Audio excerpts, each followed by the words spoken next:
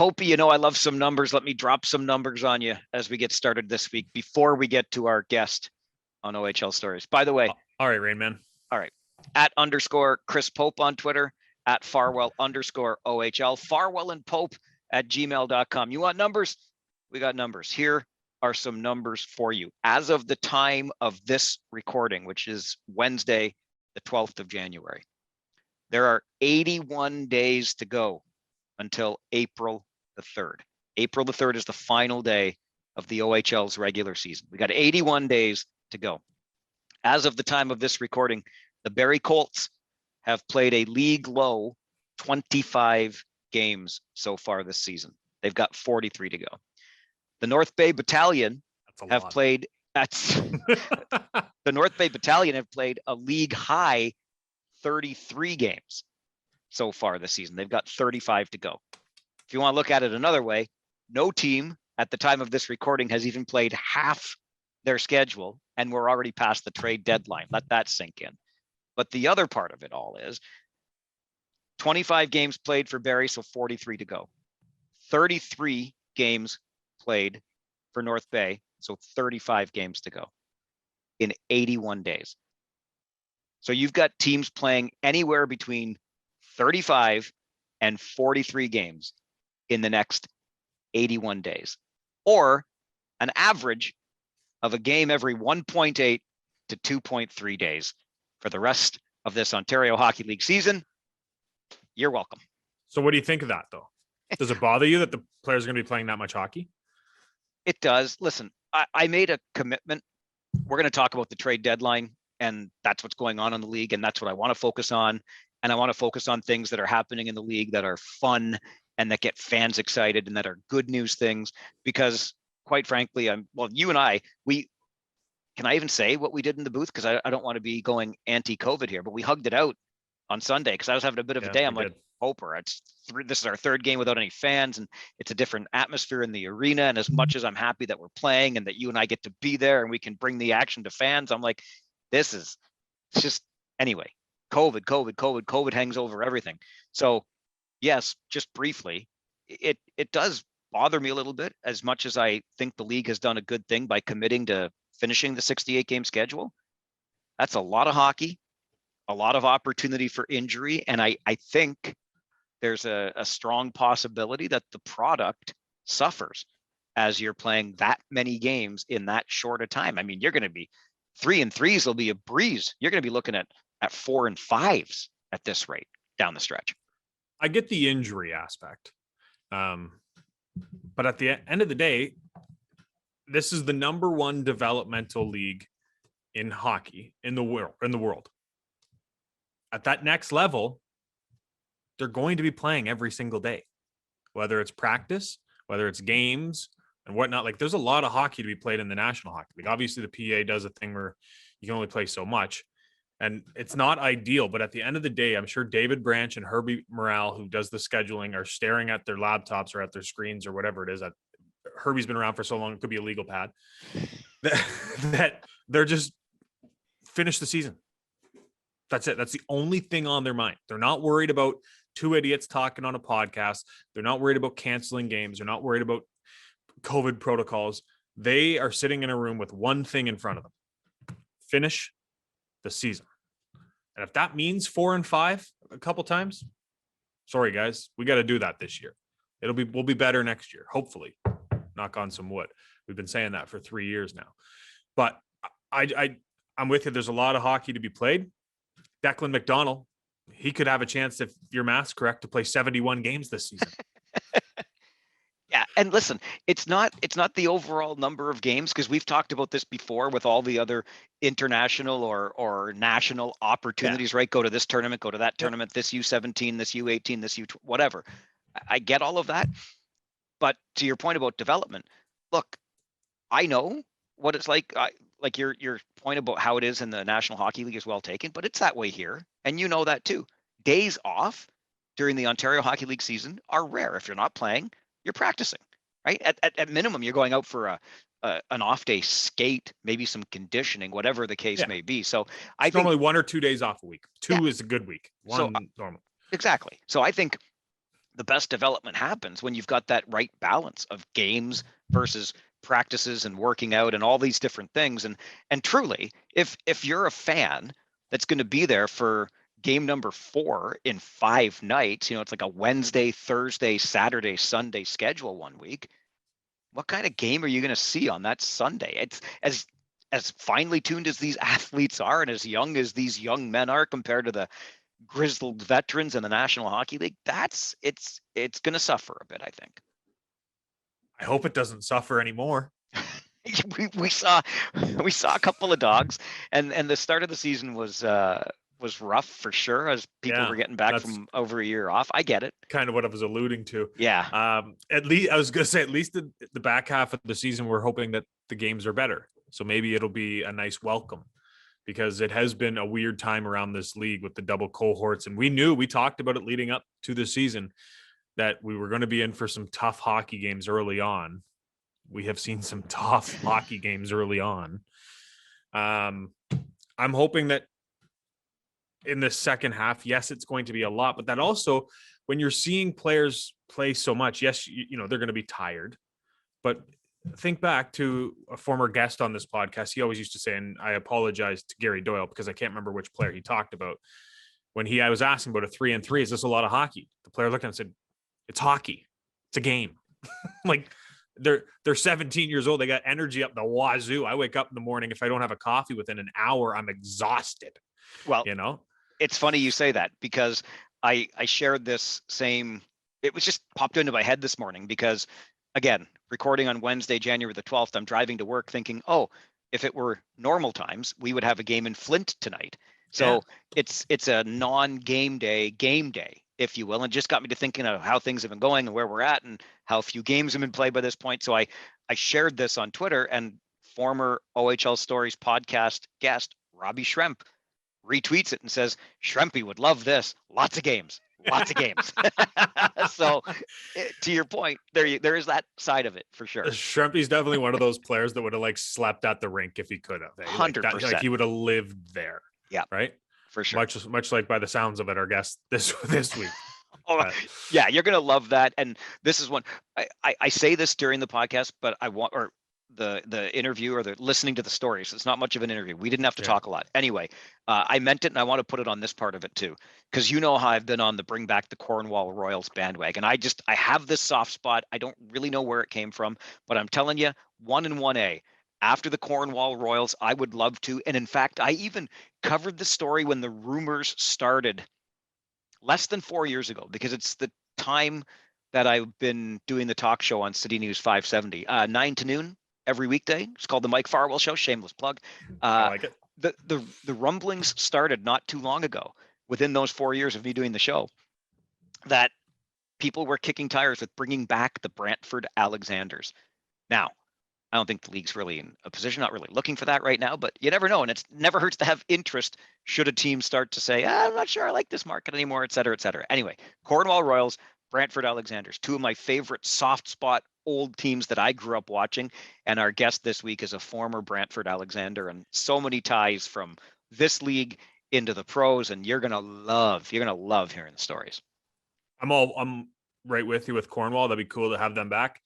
Listen to the podcast for my thoughts on the other destination. And address your hate mail to Chris when you email farwellandpope@gmail.com, because I said nothing. I had nothing to do with it. My very first radio job was at the venerable CKPC, Light 92.1, Brantford. It was back in the day. So wow. Soft spot for the telephone city over here. I don't know what you were drinking before this, but you're causing some trouble. My first radio job was at CKGL 570 News. Just for the record. Weird. Still there. Kind of. Anyway, Ric Nattress is fantastic. I'm going to tell you right now, rub your face before listening to the actual interview part, because it's going to be sore from laughing. My face is so sore right now. My mouth hurts. It's good. That's what we need right now. I know. This is one of my favorite podcasts of all time, hands down.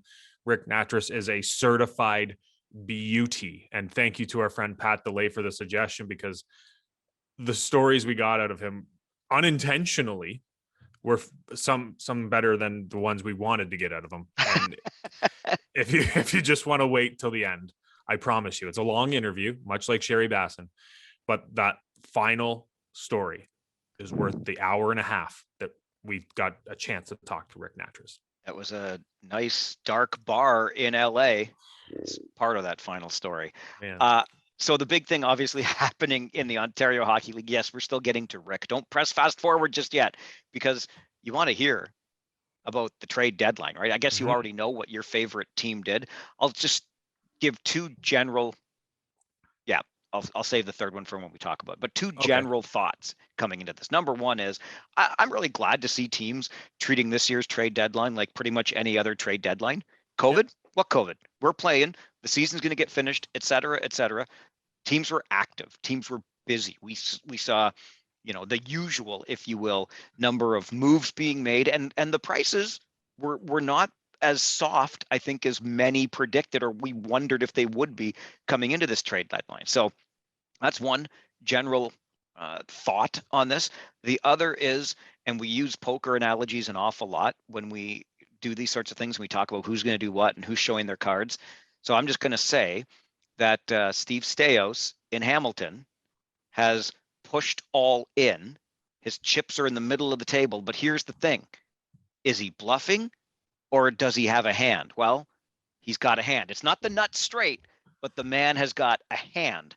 And if you were to ask me right now, as we record this on January the 12th, who is the prohibitive favorite in the Ontario Hockey League right now? Yes, I'm going to go that far, not just the Eastern Conference. Who is the prohibitive favorite in the Ontario Hockey League right now? You get the best forward and the best defenseman in the draft, and you add it to an already strong team.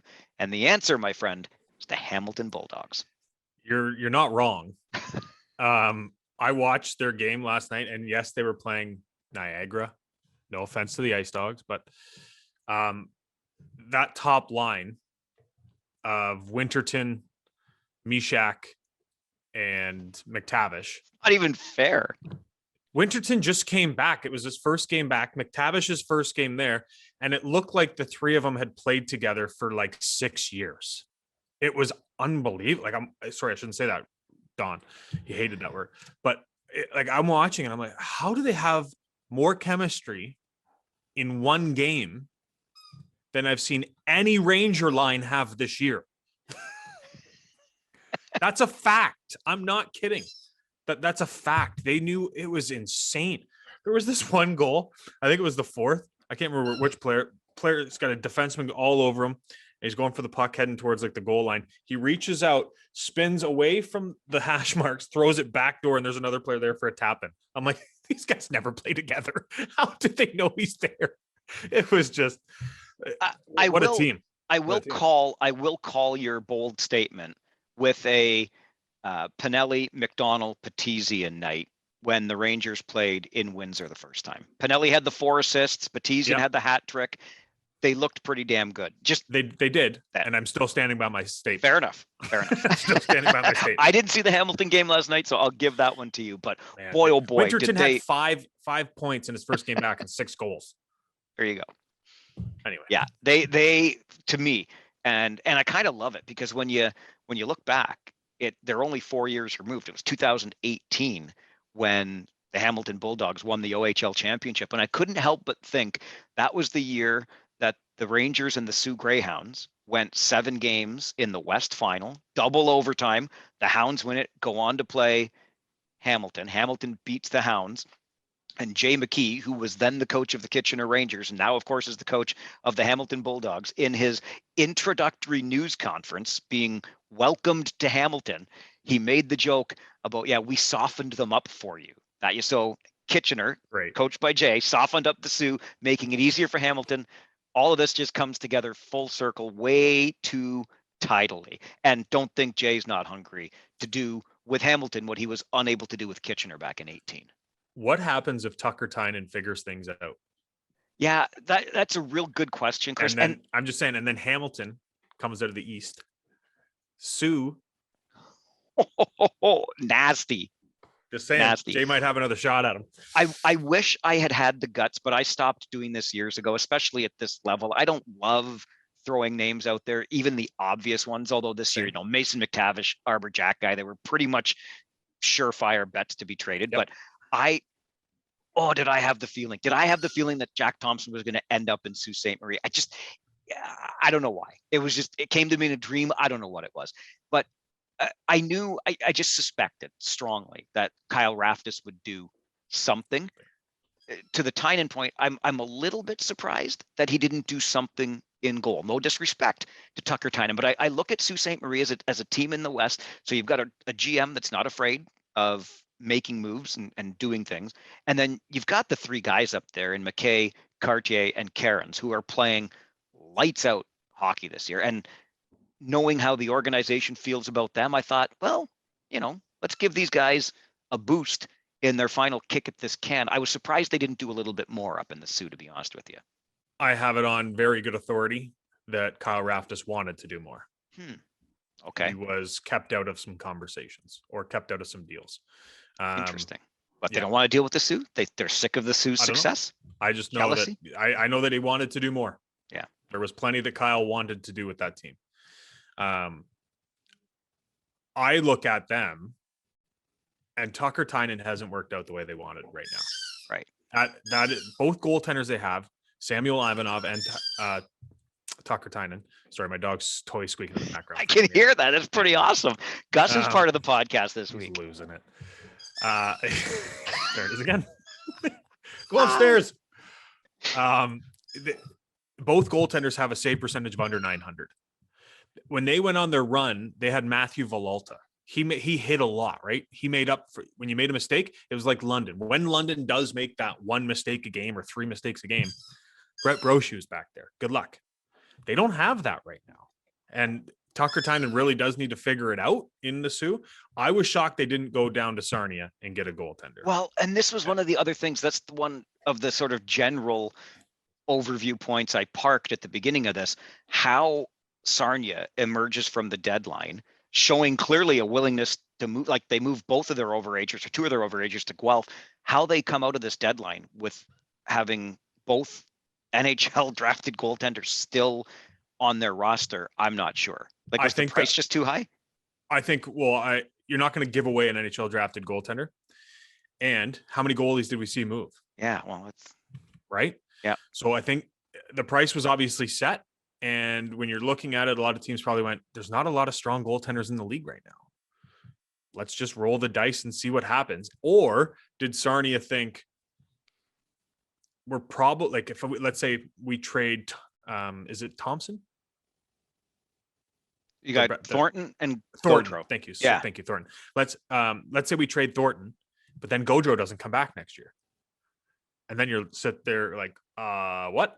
Or vice versa, right? Fair enough. So I think they were like, I think they're probably sitting there thinking, let's see what happens. We might lose one of these guys next year to the pro ranks. At least then we're set up if one of them comes back. I don't think there's not a probably good chance that they're going to lose both goaltenders to the pro ranks. If that's how I don't know. I'm just kind of grasping at straws if I'm being honest, because I thought Sarnia was going to deal one back in, September.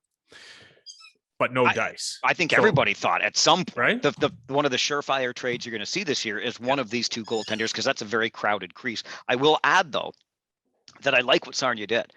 Picking up Marco Sikic is a nice little piece for them. Great piece. And and listen, they're no slouch. Obviously set in goal and building for what is not too far off, I don't believe, down the 402. Really? Yeah, a couple years. We'll see. Are you? I'm looking at their history. That's of course I know you, but I know this is positive Farwell this week. I told you I did none of the COVID. Well, a little bit of the COVID nonsense. Let's focus on some fun. No, you're right. I hope they do, because it's a great little rink, great spot. They need a winner. Yeah. Right. And I love the front office over there. I like their attitude. I like their approach, like a whole bunch of stuff. Right. And we could probably say that about 19 other teams. Let's be honest, but they seem to be certainly trending in the right direction, history notwithstanding. Are you as surprised that former OHL Stories guest and good buddy of yours on the eastern side, Adam Dennis, and the North Bay Battalion did not do more, did not do really, I shouldn't say anything, but they didn't do more. I thought North Bay, because they were running top of this conference, surprisingly, starting this season. And you look at them now and they're still right there in the mix, and you're wondering, well, why not? No and yes. I'm not surprised because there's 4 or 5 teams in the Eastern Conference that think they could probably win it. Absolutely. Denny's smart, right? I don't think he's just going to be like, you know what? Yeah, there's 4 or 5 teams that think they could win it. Let's try to, send out 20 picks. North Bay, when he got there, they've been struggling for a while. So I think he wants to build what he was part of in London. That is a winner every single year. You don't continue to do that if you're willing to do what Hamilton did. You may have a good chance one year, but it's going to be a tough couple of years ahead. Yeah. And you don't do that if you don't do it, you can't do that if you don't do it right. And I think what Adam Dennis is doing up there is building a program that people want to be a part of, first of all, and 2, building a perennial contender. That's what he wants. And I don't think you do that this early in his 3rd year as general manager by pushing all your chips in when you're not 100% sure that you have the team. If they were at the top of the Eastern Conference and leading by 8 to 10 points, I think Adam probably puts his chips in the middle of the table and says, there it is, boys, come get it. But where they are right now, it's just too competitive that's just not smart business. So Hamilton obviously thinks it has the chance over there. North Bay is still in the mix, whether they tweaked or pushed all in doesn't matter. North Bay definitely still in the mix on the eastern side. Mississauga, very quietly, shout out to JR, James Richmond, making magic happen down the 401 from us here in Waterloo region. Barrie, and listen, I'm not quite sure. You never discount like Oshawa. Oshawa. I was just going to say on the Barrie front, it's hard to read from the outside, but in Marty, I trust. So if Marty Williamson's going to do his thing, let Marty, whatever, go for it. So bunch of teams there. And I don't mind what Peterborough did in terms of getting the return for McTavish. I think they did very well. They got a huge haul for McTavish. They got a huge haul. Yeah. But then I know. What are you doing? I don't understand. This part I don't understand, Chris. I was hoping you could explain it to me. No, I can't. Okay. They then take all but 2 of the draft picks they got for Mason McTavish and one of the players and ship them off to Sudbury for Chase Stillman. Yeah. And then Chase Stillman tells the media up in Peterborough he was told he was being traded to London before the deadline. So Mike Oak did get the deal done with Mark Hunter in time. So Chase Stillman is still a member of Peterborough. Now there is talk that he might be back next year.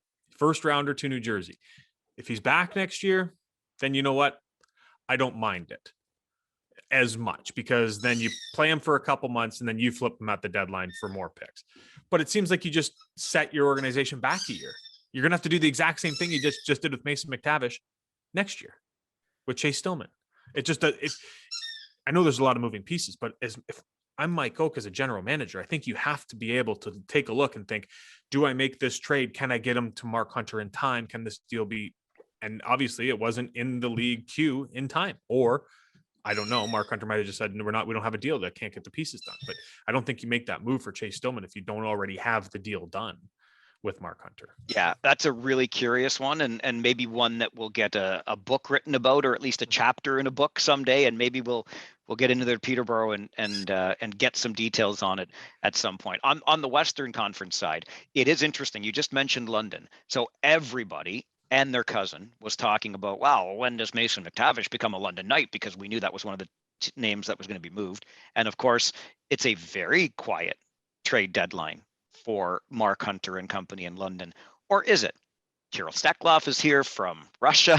Logan Mailloux is reinstated to the league, and suddenly you've got a pretty damn good 1-2 punch on your blue line. And oh yeah, don't forget that you have arguably the best goalie in the league, arguably the best goalie in the Western Conference in Brett Brochu. I might argue the league. Brett's probably top of the goaltending class in the Ontario Hockey League right now. So you never write off one OHL. Sorry, Mike. Only one OHL goaltender went to Team Canada's training camp. Exactly. So that pretty much says it, right? And so you take the nice pieces added to the blue line without any subtraction. You take the best goalie in the league, and then you have an offense that features the likes of Luke Evangelista and Sean McGurn and Antonio Strangis, and how many more down the list do you want me to go? So yeah, Chase Stillman would have been nice, but point is, when you've got great goaltending and you add without subtracting, you never write off the London Knights. I really like what Bill Bowler did in Windsor. because we knew coming into the season that this was a year that the Spits thought they were in the mix here. They could do something. Didn't get off to a great start. It certainly appears as though Xavier Medina has figured out his game. There were some questions. There was obviously an injury as well, but they were really coming around just before Christmas.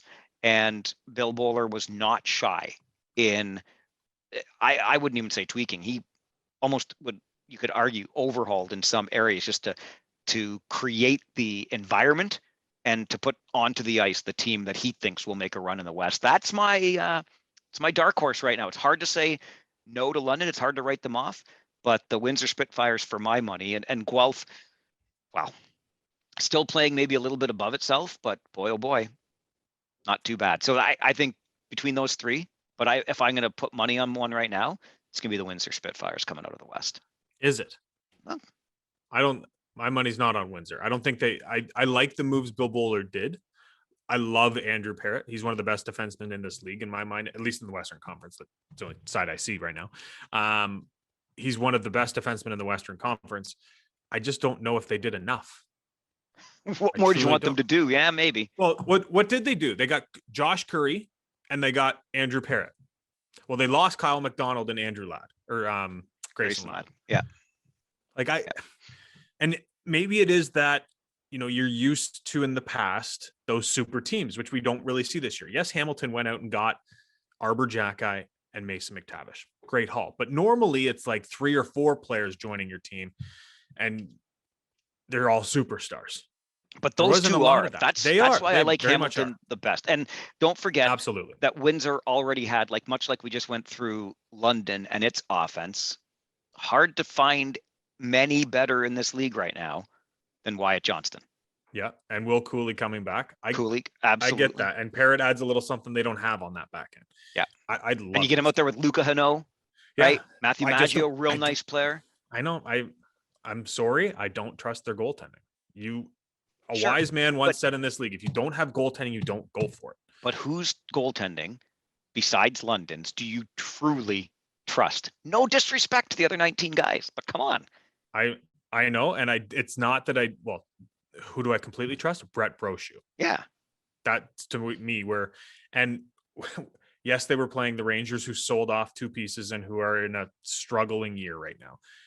But Steklov and Mayu might have been, they were the 2 best players on the ice, not named Tony Ostranges.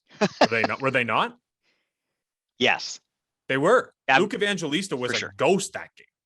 He came in with 11 points in 3 games against Kitchener already this year, but he was a ghost. Strange stole the offensive show, and then it was Steklov and Mayu. They were beasts. They're 100 feet tall, and they play like they're 300 feet tall. They're beasts. That London team is just nasty. For me, the only team that touches London in the Western Conference is the Guelph Storm. Yeah, and Guelph's already had their number in the regular season. I get it. I love George Burnett's moves. Every year, this guy, he's going to last longer than the OHL. That's how big George Burnett is, and how George Burnett will be at the OHL's retirement party. I'm not even kidding. This guy, we've had podcasts on here where, I learned that he was coaching in the late 70s, early 80s, or whatever. This guy's been around forever. I thought he got his start in Belleville. No. I thought, I knew he was a legend. I didn't realize this guy's been around forever, and he just does it every year. Don't forget the National Hockey League time. Well, I know this guy's crazy, man. Yeah. I love the moves he made, getting Ashton Reeser and Braden Guy out of Sarnia. He had 2 overage spots. It's perfect. It reminds me of, remember when Ottawa went out and got Kyle Maximovich, and I can't remember the other overager they got, or it was an older guy.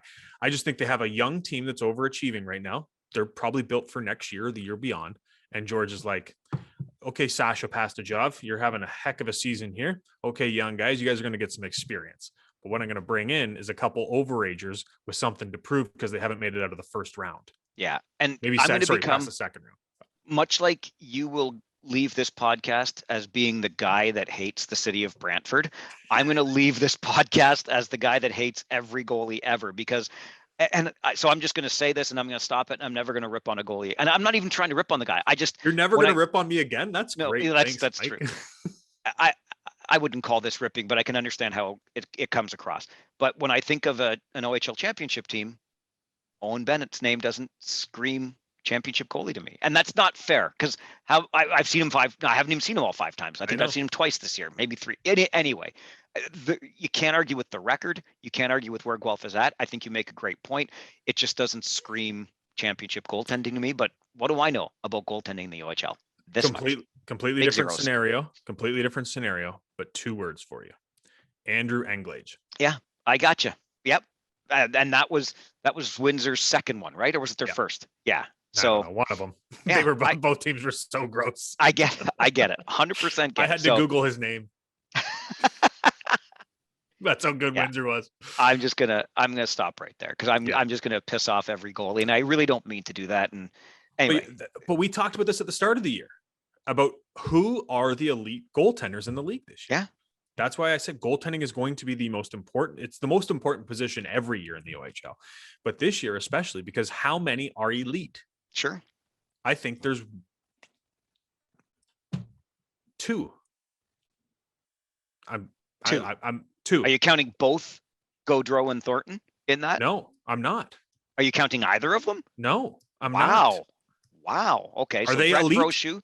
Brent Brochu, and I'm throwing someone else in there. I don't know who. I'm just assuming I missed someone. So maybe I'll throw Gaudreau in there. Okay.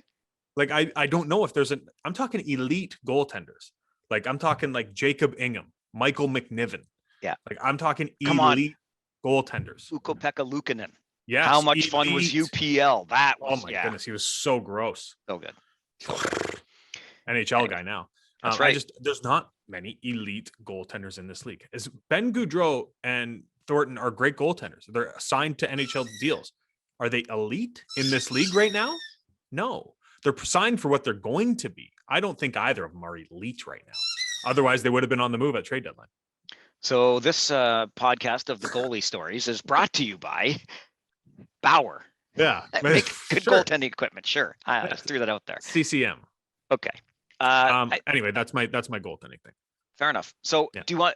I think Windsor's a bit of a darker horse, but I'm sticking with him in the West. Hamilton in the East. I'm picking Hamilton to win the O. I know it's redonkulous to do that before half the season is played, but that's where we're at. So I got Hamilton and Windsor. You want to be bold? Well, if I was bold, I would say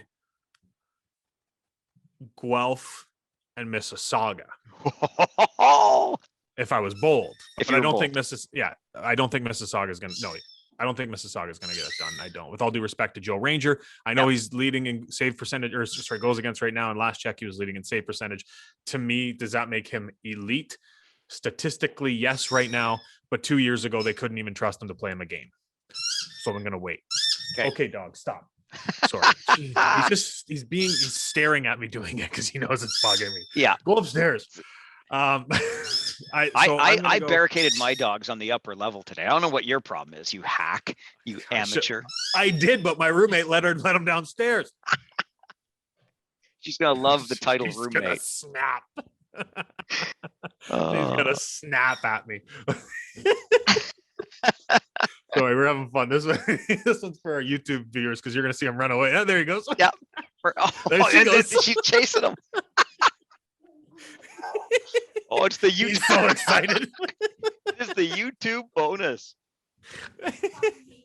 Don't just listen on Spotify, kids. That's great. You got to check out the YouTube channel for people chasing dogs in the background. Anyway, so bold would have been Guelph, Mississauga. But I don't think Joe Ranger's gonna get it done. Good for him for having a strong 14 games, goals against him, just over 2. Taking a look at the goaltending stats, I just want to point out I am 100% standing by my statement that Brett Brochu was the only elite goaltender in this league. Okay. For my picks, my picks would probably be Hamilton out of the East, London out of the West. If I was betting, but I have something in me that tells me Guelph is going to upset London. You realize that you say this, as the Guelph Storm are still the defending OHL champions. Just think about that. Yeah, it could be back to sort of back. I know, for Guelph. It's wild, but that's what made this trade deadline so interesting, and why I don't think we saw the super teams that we have seen in the past. because there's 8 teams across the league that think they have a chance at winning. For sure. Right. And that's why I feel a little bit more comfortable on the less than sturdy branch of Windsor, because you just know, right? Don't you? I think that something weird is going to happen this year because the whole year's been freaking weird to this point. So or do something you just funny know, still to come. Or do you just know that, death, taxes, and the London Knights continue to get it done? Just gonna say there are certain constants in the OHL, Yeah, and cool the London pandemic. Knights are among them. Yeah, We're Mark and Dale. We do what we want. Speaking of Mark and Dale, one of them anyway. Well, both, but Yep. Mark was a teammate of our guest this week. We touched on it earlier.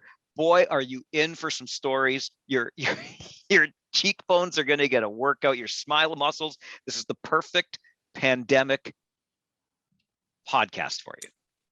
I'm telling you, this is one of my favorite, if not my favorite podcasts we've ever done. And I've had 2 of my uncles on at the same time. I don't know what other compliment I can give Ric Nattress, but I'll just say almost a 12-year career in the National League, Calder Cup champion, represented Team Canada, which we didn't even talk about at the 91 World Championships with the likes of a young Joe Sakic, and then won a Stanley Cup with the Calgary Flames.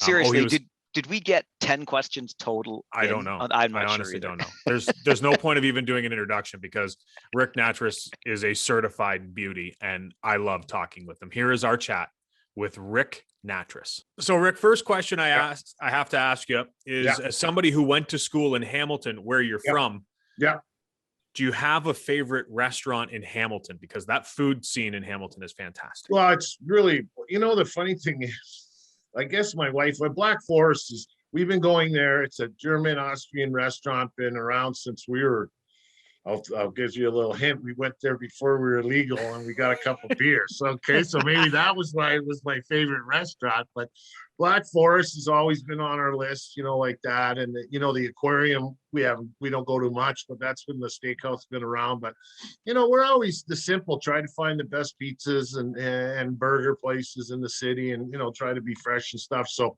the scene in Hamilton, I've been to many places. There's a couple of places in Grimsby, an old Italian place that brings in stuff right from Tuscany and, all that kind of stuff. So I think, the music scene, the food scene is, unfortunately for me, I'm at an age now that I don't eat a lot of that stuff anymore, and I don't drink. You know what I mean? So I'm not out there singing. And even when I was drinking, I knew I couldn't sing. So I watch out about that stuff. So I think even after almost 12 years in the NHL, I think your biggest claim to fame is that you played in the Barton Street barn and made it out. Yes. Yeah. You made it out of that barn. Yeah. So, and I try to talk to kids about this a lot. I grew up a single mother. I had a stepfather for a few years, but he wasn't involved in my hockey. And, mom and I took the bus to a lot of practices and different things. I played house league right till 12 years old. So I was playing AA into the Pee Wee level. AAA, I think Major Bantam was my first full year at AAA. So, you try to tell kids that you got to go where you can play. And, unfortunately, we get fixated on these triple digits, the triple letters behind the organization you're playing for rather than am I developing. So I think it was a good, bad thing. My mom and I weren't aware of how things worked. You know what I mean? We didn't have that influence around there. So you showed up and did your job. And if they told you you're good enough to go to the next level, you went to the next level. No lobbying, no talking to the coach, no, begging anybody. So, I got played out at Eastwood Park, minor hockey. Frankie Caprice and myself. Frankie played for the London Knights and went on and played for Vancouver and about 10 years in Europe. So he was a goaltender and he played probably about 16, 17 years pro.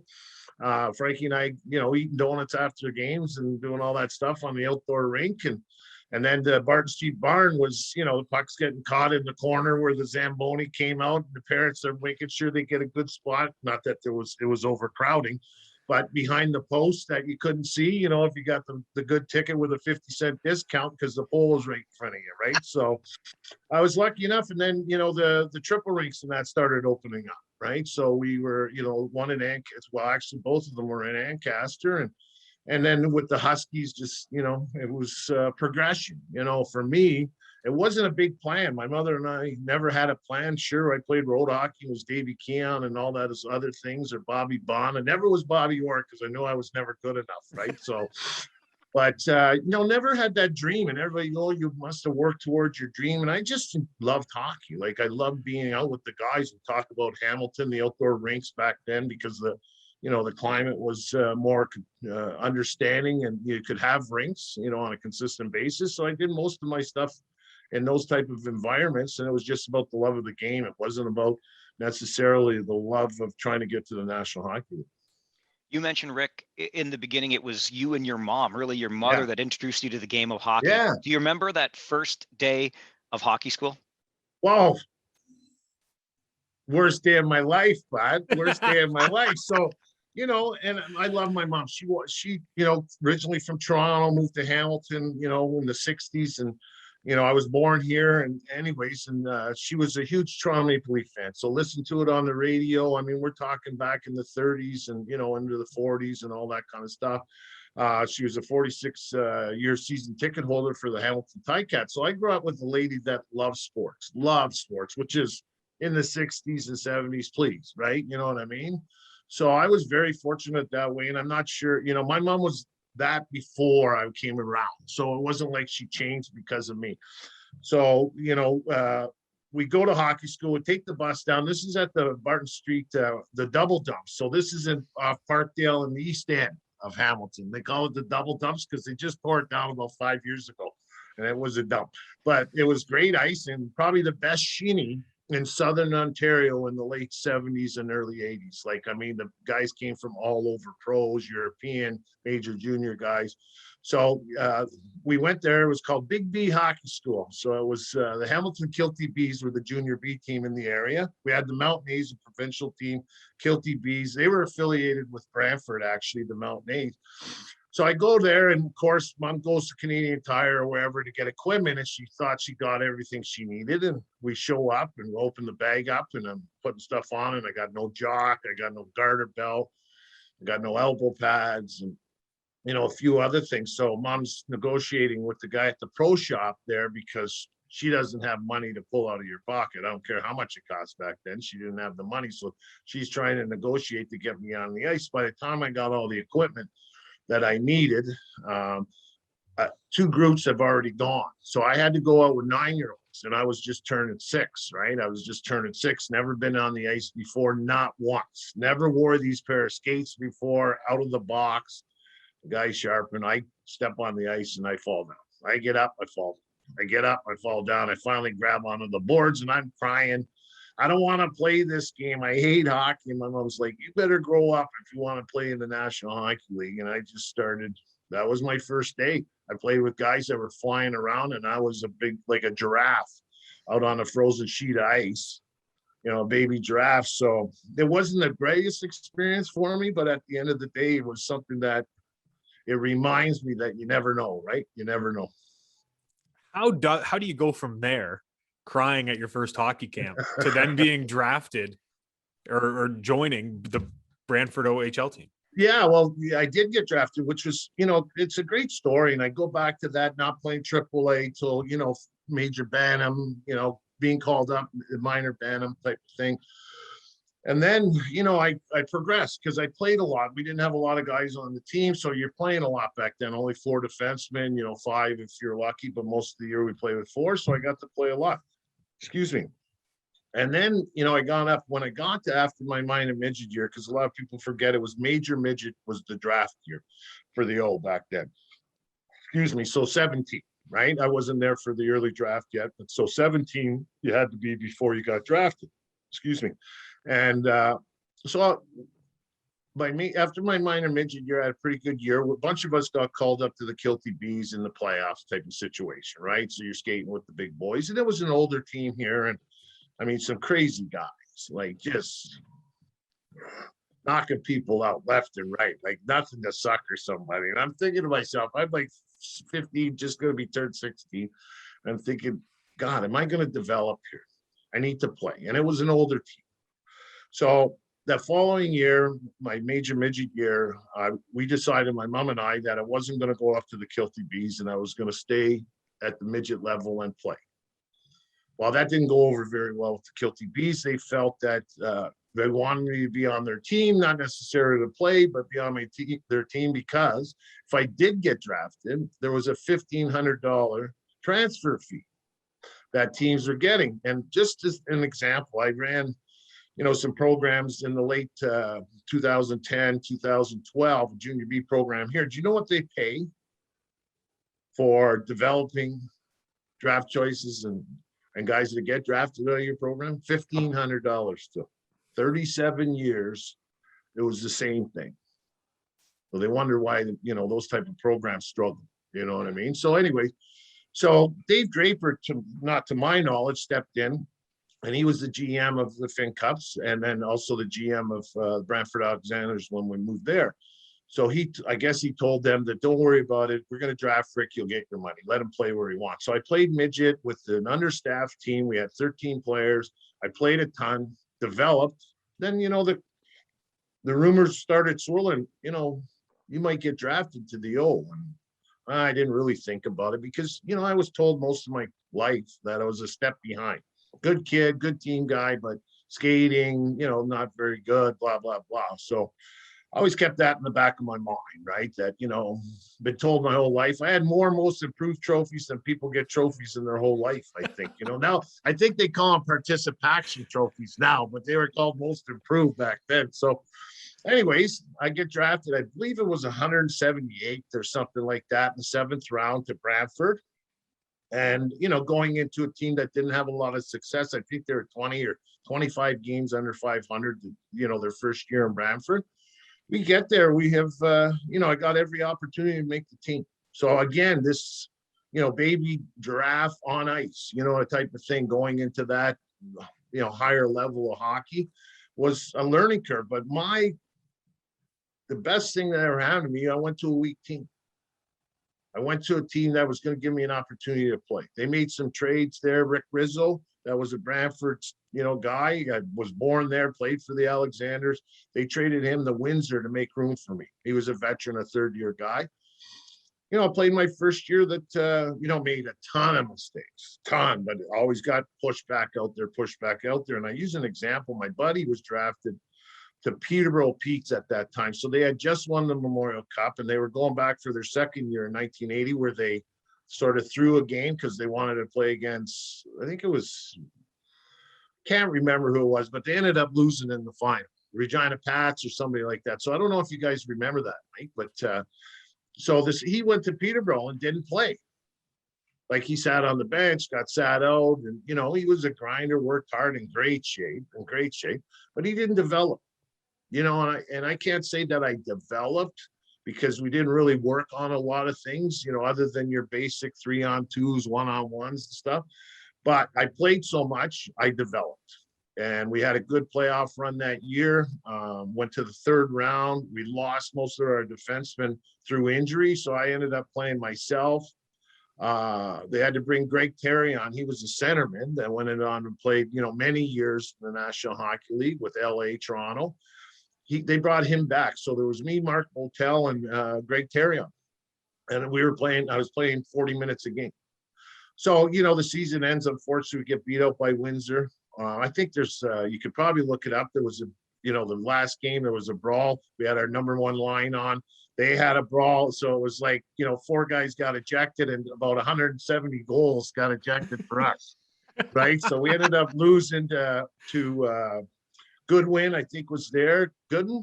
Was it Gooden? I think. Yeah, Godden. Yeah. And the small defenseman there that was there too. Little guy could hit like a ton of bricks. But anyway, so we lost out to Windsor. And then the rumor is, do you have an agent? I'm like, what do I need an agent for?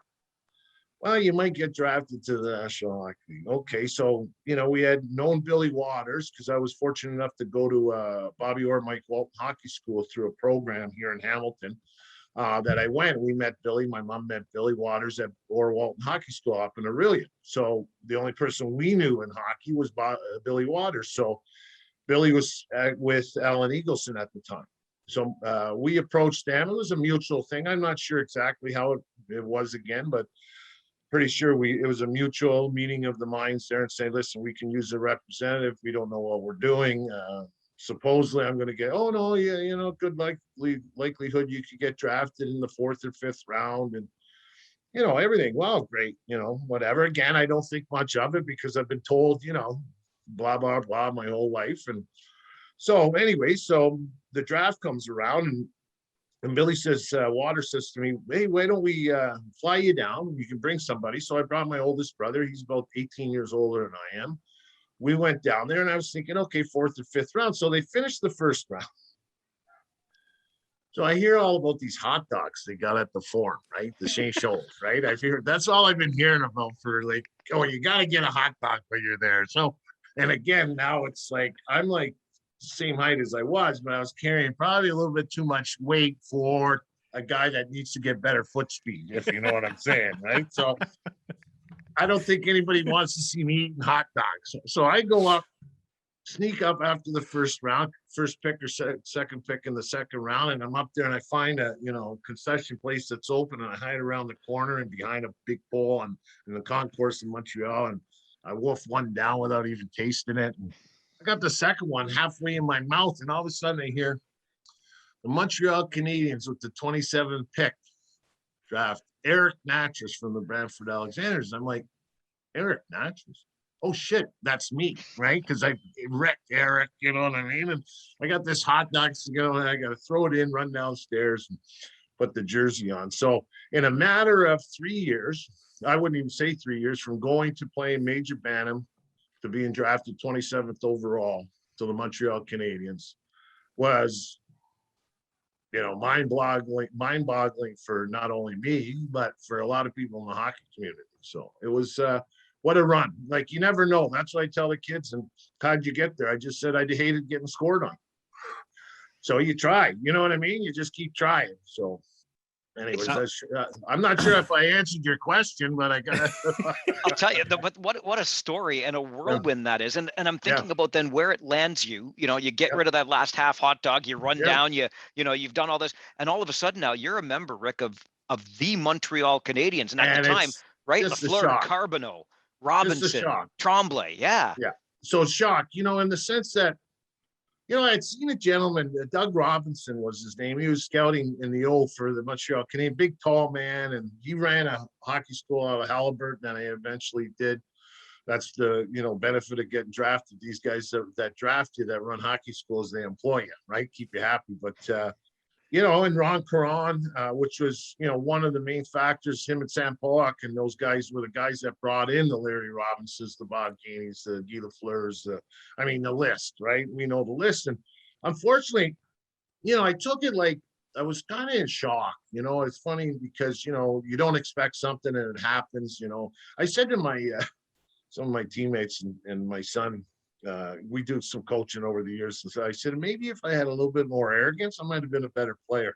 You know what I mean? At the end of the day, because I always said, you see those superstars, they're pretty arrogant pricks, right? You know what I mean? So nice guys, but the nicest assholes I've ever met. But I mean, at the end of the day, so, you know, I got drafted, and I'm thinking to myself, didn't they just win 4 Stanley Cups? And I'm just going through the lineup on the back end: Larry Robinson, Serge Savard, Guy Lapointe, Rod Langway, Brian Englom, and Rick Chartrand. No wonder they won 4 straight cups. Yeah, and where are you fitting into that? 5D, right? They only played 5D. Like Montreal, a lot of people don't remember, they had that 6D, but they didn't play 6D in the 70s. They ran those 5 guys, you know, the 5 Hall of Famers. That's what they are, right? Technically, Englom, I mean, arguably a very good shutdown defenseman, not a Hall of Famer, but a very good defenseman, right? So, funny thing is, so, you know, I get drafted, I'm thinking, okay, Halifax, where's Halifax? Like, I've never been to Halifax in my life, and I'm like, I might die down there, and I don't even know where it is, right? Because I think I'm going to play in the minors. So my first training camp, they come in and they got all this fitness testing and everything, like the scale on a book about, I swear to God, it was an inch thick. And this is what you were supposed to do every day almost, right? So it was like, I'm going through the book, and I've only got grade 11 math, but my calculation was it would take me 26 hours to finish this, you know, 2-hour workout, right? That you're supposed to do. So my old theory was, okay, if I can't do this and this because I didn't have a gym membership and I didn't have money, right? You know what I mean? To do that. So we did old school, there's a big rock over there, pick it up until you can pick it up and move it till you can move it as far as you can. Or let's run, and I need to lose weight. So let's wait till 2 p.m.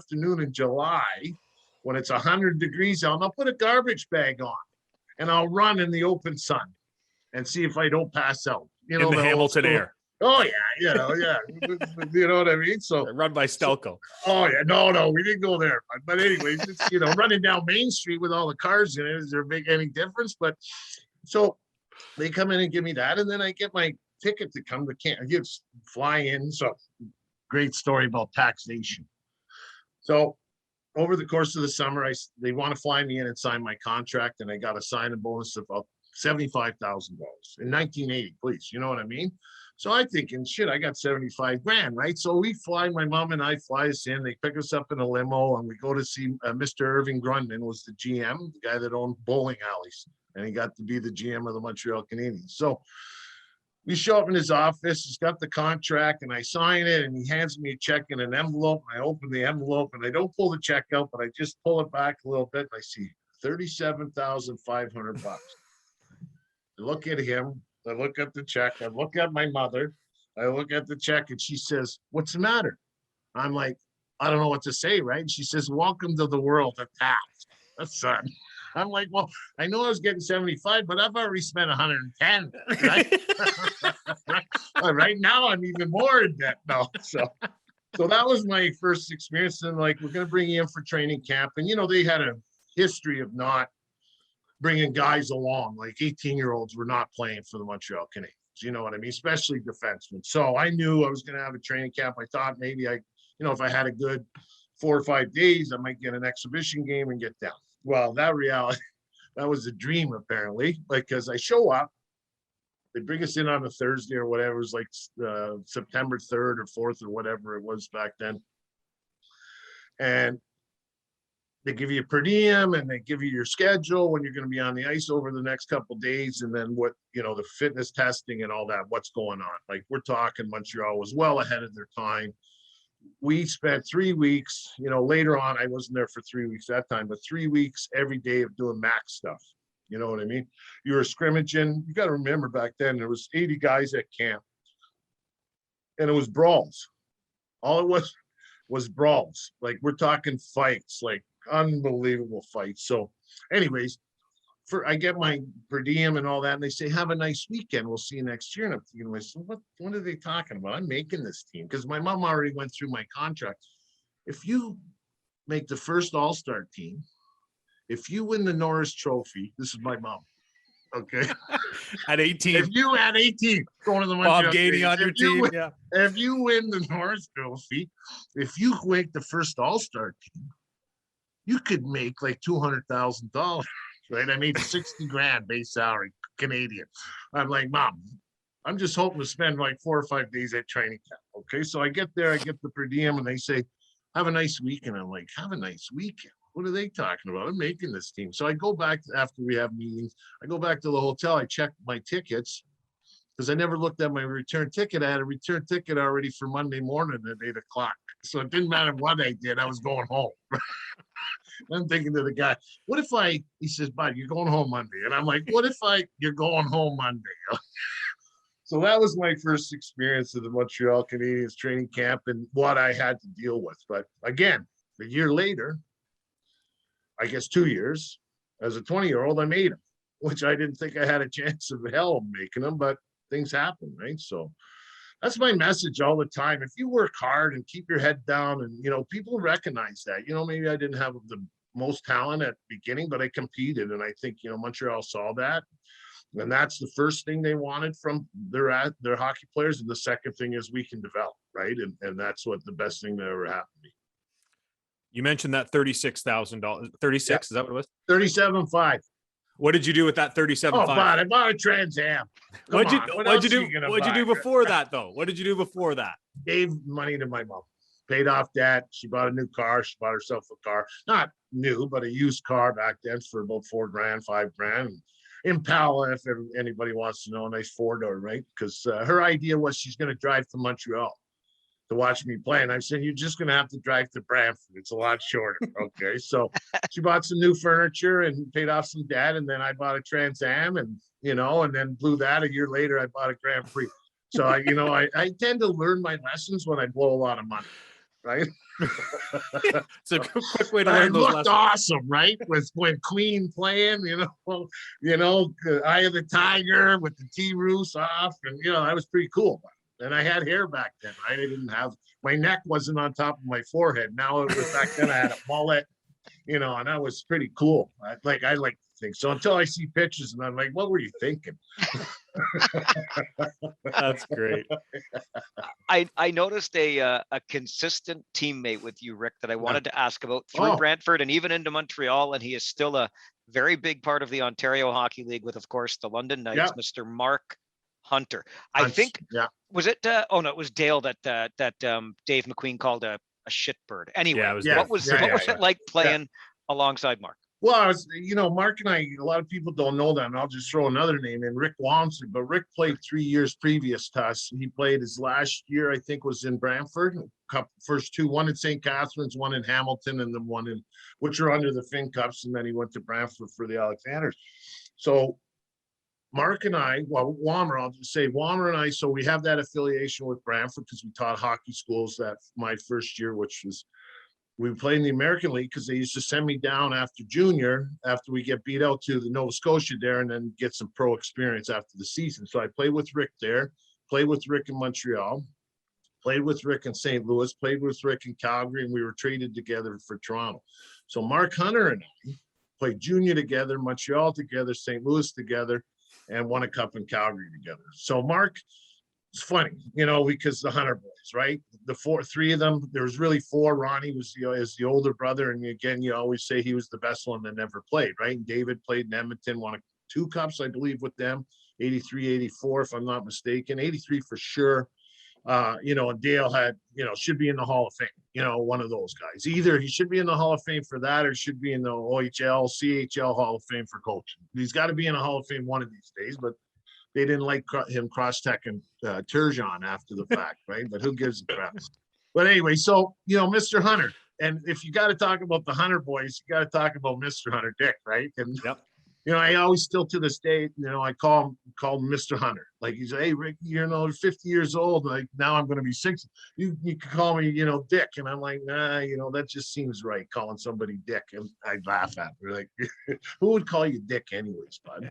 Anyway, so, and of course you give me shit, right? So, but playing with Mark, we keep in touch, and I have consulted on a couple occasions with the London Knights there up until, 10 years ago or so. I think they do a pretty good job on their own, so they don't need anything from me. Seems to be working out.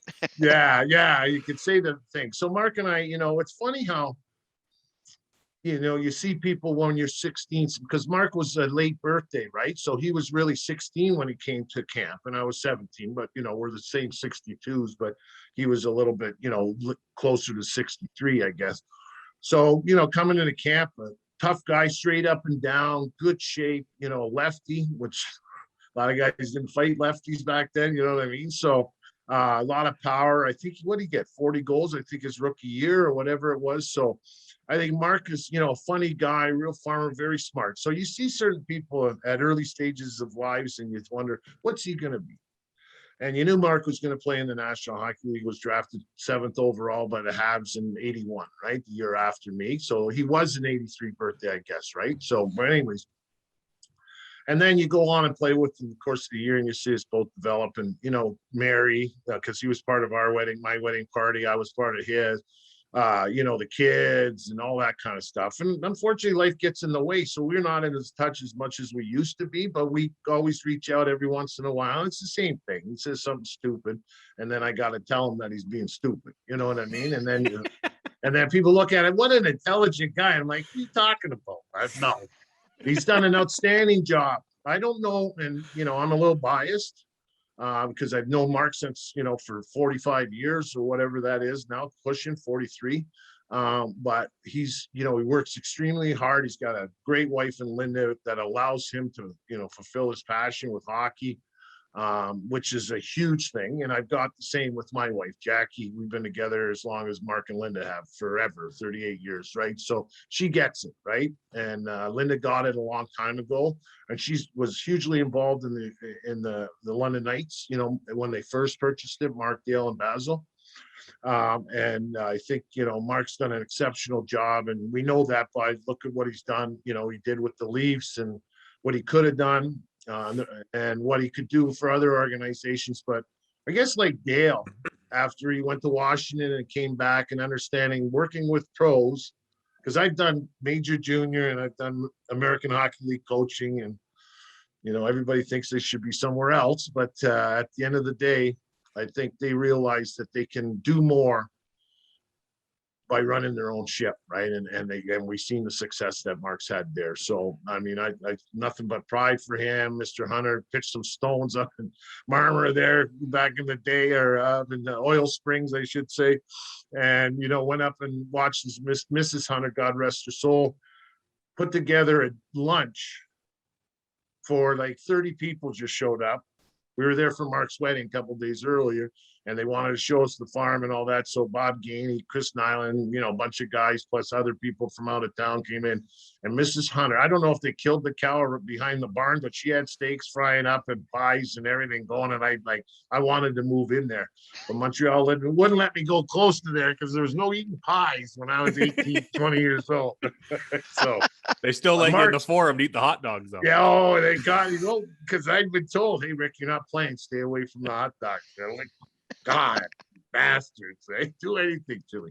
So, but, you know, being able to play with a guy like Mark and having Gump around, 3 different personalities, but love to have fun and knew each other, you know, parents, you know, grandparent. We knew everybody, you know, in our families, and, you know, like to still have that relationship is special. And to win a cup together in Calgary with Mark and Rick was, you know what I mean? Very fortunate. So I'm sure we'll get more into the cup days in just a little bit, but I wanted to ask, to somebody who looks at Brantford now, and with all due respect to Wayne Gretzky, needs some work as a city, let's say. Yeah.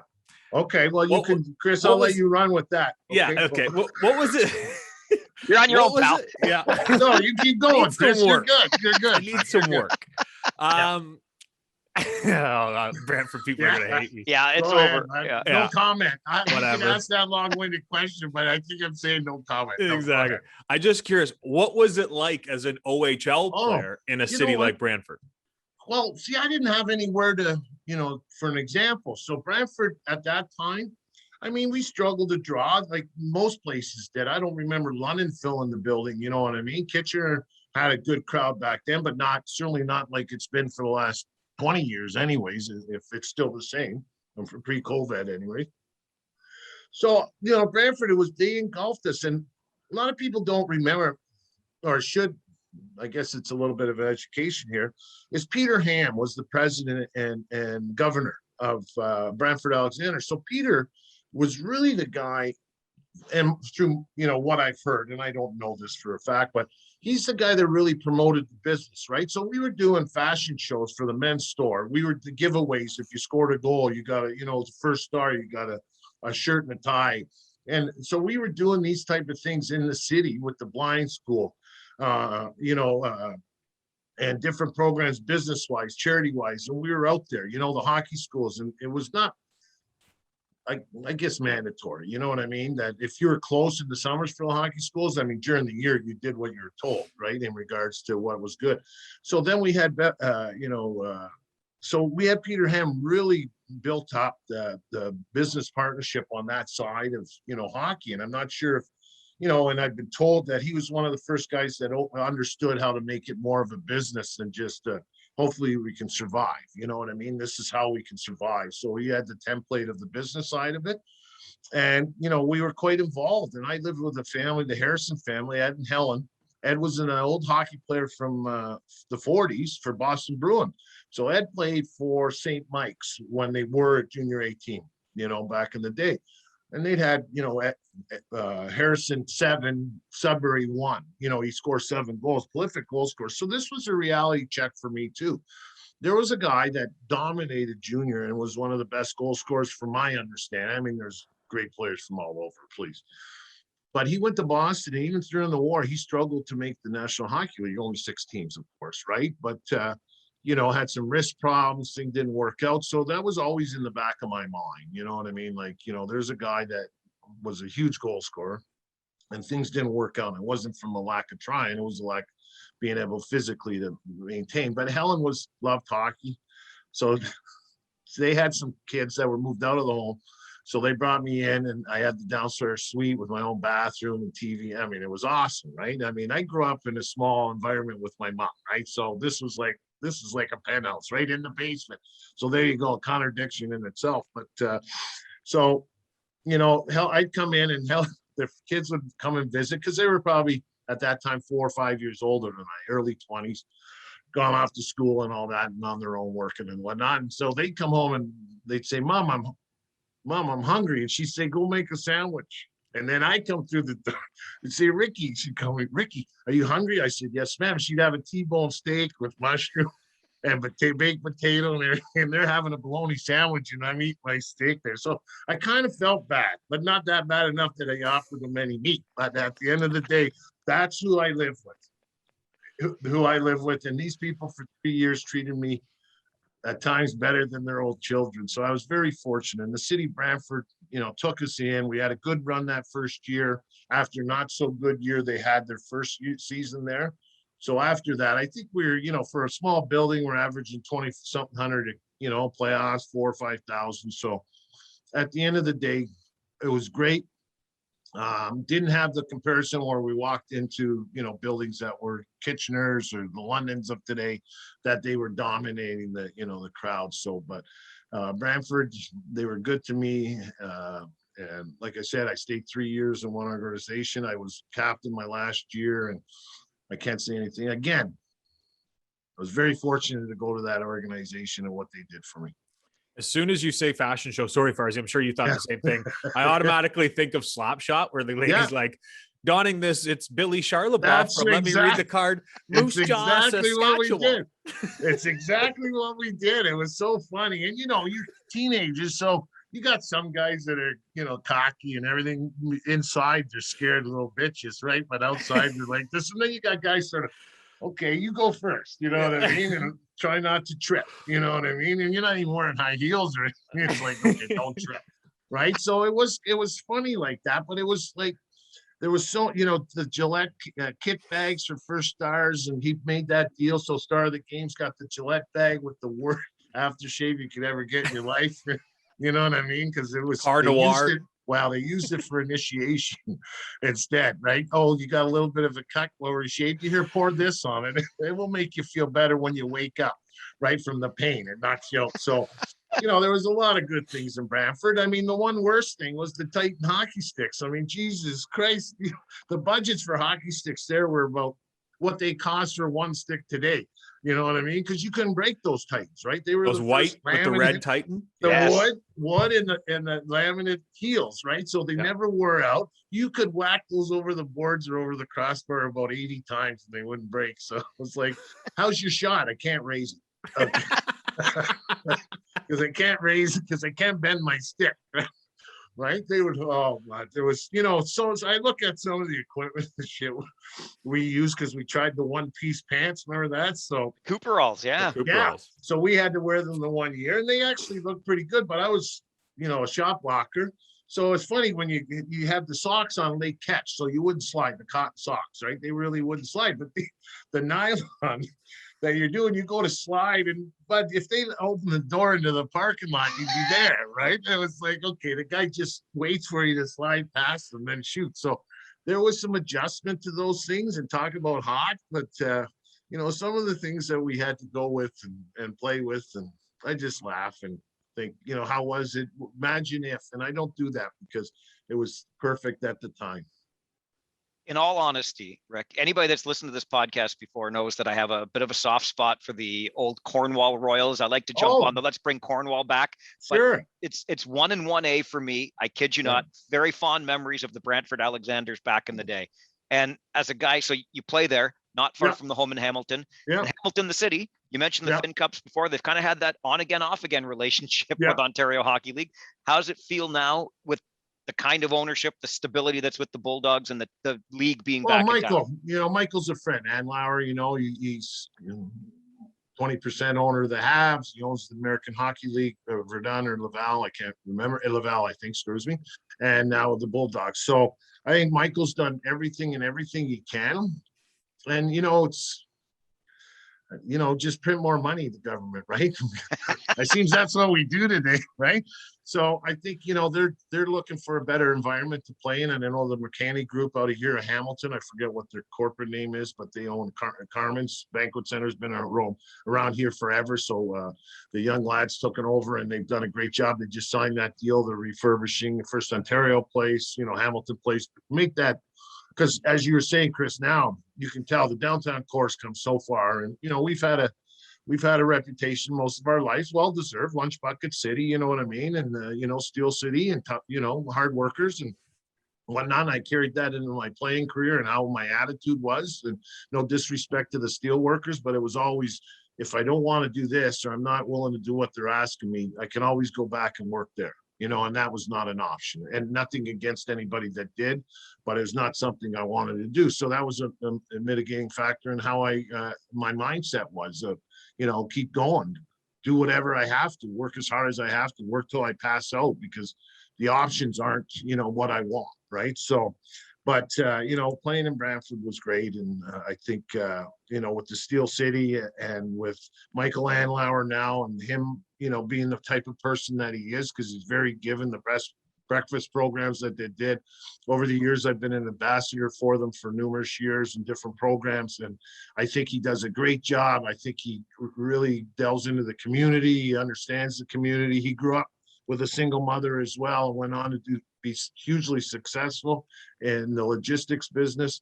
And I think he understands that, it takes a village. And I think that's how he runs the Hamilton Bulldogs. And I see now Stevie Stayhouse, which is a great representative of the Hamilton area and what a true gentleman, has made some big moves with the McTavish out of Peterborough and a couple other guys. So they seem to be taking a run. Unfortunately, the last couple of years, I haven't been able to see them because, it's been certain situations, just hasn't worked out. But I try to get to 6 to 10 games a year at home and try to support them as much as I can.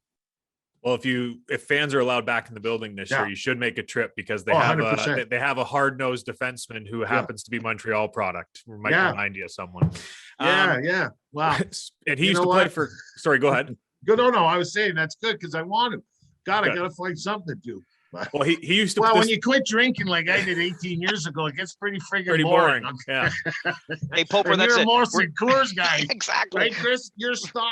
That's why you're working more. We're never Exactly. quitting drinking. We're never never quitting You guys drinking, had the Poper. merch. You had the That's merch with right. Coors. So, but that player used to play in Kitchener. Who bit you in a fight in Kitchener? Well, Larmer, right? Stevie and I played all-star together and everything. And then his brother, I believe he was younger, right? A year younger than Steve, Jeff was younger, yeah. Yeah, Jeff's younger. So I said, the surprise was, and I got to go back a little bit. So my mom, I was about 12 or 13 and the Fin Cups were playing. So that would have put me at, so it was 75. So it was about 13 and they won the Memorial Cup 76, right? So that 75, 76, they had an exhibition game at, Wentworth Triple Rinks, just below the hill down by Dundas in Hamilton, Westdale area, in the Hamilton area by Mac. So my mom says, let's go, because there's only $2 to get in, right? So we could afford that. It was night out. So we took the bus all the way down there, which is from where I lived. It was a long haul. We get there, we're sitting in the stands and they're doing warm-ups. So the London Knights are in town, and I don't know the name of the captain, but he was number 10 on London, really tall guy. And there's some jabbering back and forth, Coolis and Secor, and because they were crazy. A lot of people I don't know remember about the Fin Cups. They could score goals, but they were tough. They were like the Flyers. You know what I mean? You had New Westminster out west with Barry Beck and those guys. I mean, this was, where you could score goals and punch people out. That was what kind of team are you? Yeah, we scored goals either before we punched someone out or after we punched someone out. But so we get to this game and I'm watching it. First of all, I noticed a lot of the guys had like brush cuts. I'm thinking, okay, I was just finally got out of a brush cut. My stepdad wouldn't let me grow my hair, right? So I go to the barber and I'd say, give me a trim. And he'd say, okay, and he'd just shave my head, right? So anyways, I'm looking at this and I'm thinking, shit, you got to get a haircut to play junior. So that's one thing. The second thing is they're bickering. So they go off for warm up. Warm up's not even, no one's warming up. Everybody's warming up their jaws, right? They come out, the drop of the puck, 5-man brawl. Right? 5-man brawl. Coolis is on with Seacourt, and they jump into the London bench to chase this captain guy.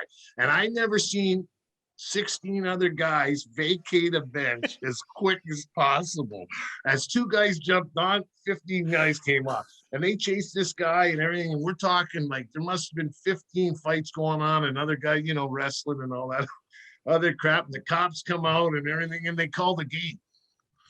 So my mom looks at me and says, if you want to play, you know, junior, you're going to have to go through that. And I'm like, maybe I should work harder at school. You know what I mean? That's like, that was my first junior experience. I'm like, oh, Steel Mill doesn't look that bad. Steel Mill's all right. So that was my first junior experience. But then leading up to my first experience, I think we had 9 bench clearing brawls my first year. Right. And we had them against Kitchener because we, you know, London, Windsor, us, Kitchener, and who else was in our loop? That's the old Layton and Yeah, Ems. yeah. Yeah. Was Guelph around Linden. then? No, Guelph wasn't there. No. So I think was there Was only Sudbury 5 in there? of us? Sudbury in there? Not on our side. No. I'm just trying to think. So anyways, so of course, most of our competition, Windsor and London and Kitchener, because so close to you had some traveling fans, and because you did have diehards, right? And it was great. You know, it was really good. And then you're wondering, okay, what else? What do you do? You know what I mean? If you're following us around, we got, you know, you better find something else to do. But anyways, I'm trying to be nice. Like get a life, like get a friggin' life, right? But anyway, so I was telling Chris this on the phone when we talked to tee us up, and I was saying, okay, so that little armor, right? So we had this competition, and I think we might have brawled with Kitchener maybe 2 or 3 times that year. You had one with the Sioux, Windsor, I mean, you name it, right? London, we didn't, because at that time they weren't very tough. Like they didn't have a lot of tough guys. They had Basil McRae, and Basil really wasn't, he was a tough guy, but he wasn't the tough guy he became in the National Hockey League. Once he learned how to throw with his left, then he became a really tough guy. So we're brawling. So we have the one brawl, and then we don't play for the following week, and now they're coming back to our building again, right? So I got ejected because I got in a fight, and then I went into the box, and then I came out of the box and I got in another fight. So then they ejected me, right? So technically I might have came out of the box twice, but you know, again, grade 11 math, I can't remember grade 11 math. Don't Google it, anybody. But anyway, so I get suspended 1 game. So we're sitting up there. My brother's getting married in London to a girl in London, and I'm going to be his best man. So they know I'm suspended. No, I was suspended 2 games. Sorry. So the Friday night, I had to stay and watch the game. Then my brother was getting married on the Saturday in London, and then I had to be back for a game on Sunday. So I missed the Friday, Saturday.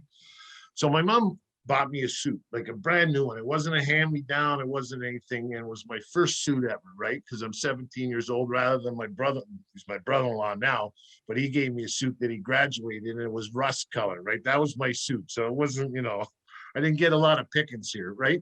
So I got this new suit, pinstripe, charcoal gray. I'm looking pretty good, bud, with the vest, 3-piece. I got cowboy boots on that are bone color. I get all new. My mom spent a fortune, and she's been saving forever, right? I need a suit because I'm playing in the junior leagues, right? So a brawl breaks out. Brawl breaks out when I'm not on the ice. So I'm sitting up there with my wife, my mom, and my girlfriend, which is my wife of today, Jackie, and that Larmer's on the bench, and he's mouthing off and everything. And I jump over the because they didn't have glass behind the bench there. It was just those concrete cylinder block type of thing, you know, with the railing. So I take my jacket off and I jump on that bench and I grab Jeff, because we had a brawl that time where he bit my hand.